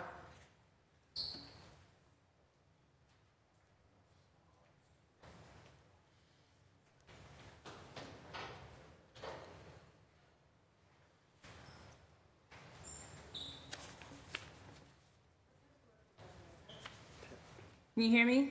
Yes. Good evening, and thank you for letting me speak. My name is Ayana, a lifelong resident of Boston, particularly Dorchester, and I'm a community advocate as well as a parent. I'm here today to echo the sentiments shared today to override the mayor's veto of the budget. My position is as a youth employment person, and I like to speak towards housing. With youth jobs, I'd like to place an emphasis on METCO students and parents, and with the extra funds, we could actually expand youth jobs and invite more METCO students to be a participant in their city of Boston, which means they won't have to spend so much time away from home, doing things outside for their communities, but they can come into the city and work alongside their peers. When it comes to housing, I'd like to echo also the sentiments of the housing vouchers and affordable housing. We all know that housing in Boston is extremely expensive and everyone cannot afford to live here. And those that have lived here for a very long time are being forced out of their communities, away from their families. So I like to take this time to just ask that we veto the budget and we look to keep the communities together, both our youth as well as our elderly and our young adults. Thank you. Thank you. Again, I just want to thank the public for coming out in strength, sharing their stories, sharing their experiences in support for the council's proposals and amendments. There will be a working session tomorrow at 10 a.m. and then on Wednesday, this Wednesday, we will be voting on the budget. So I just want to encourage residents, if you want to stand in support of the amendments, please come to the council meeting, 12 o'clock, Wednesday on the 26th. to support councilors with the amendment. And with that said, any of my colleagues have any closing statements? Yes, I do. Okay, Councilor Mejia, the floor is yours. I'm teasing. Don't worry. I was just joking. All right, well, the floor is yours. You all set? All right, well, with that said, this hearing on docket number 0990 is adjourned.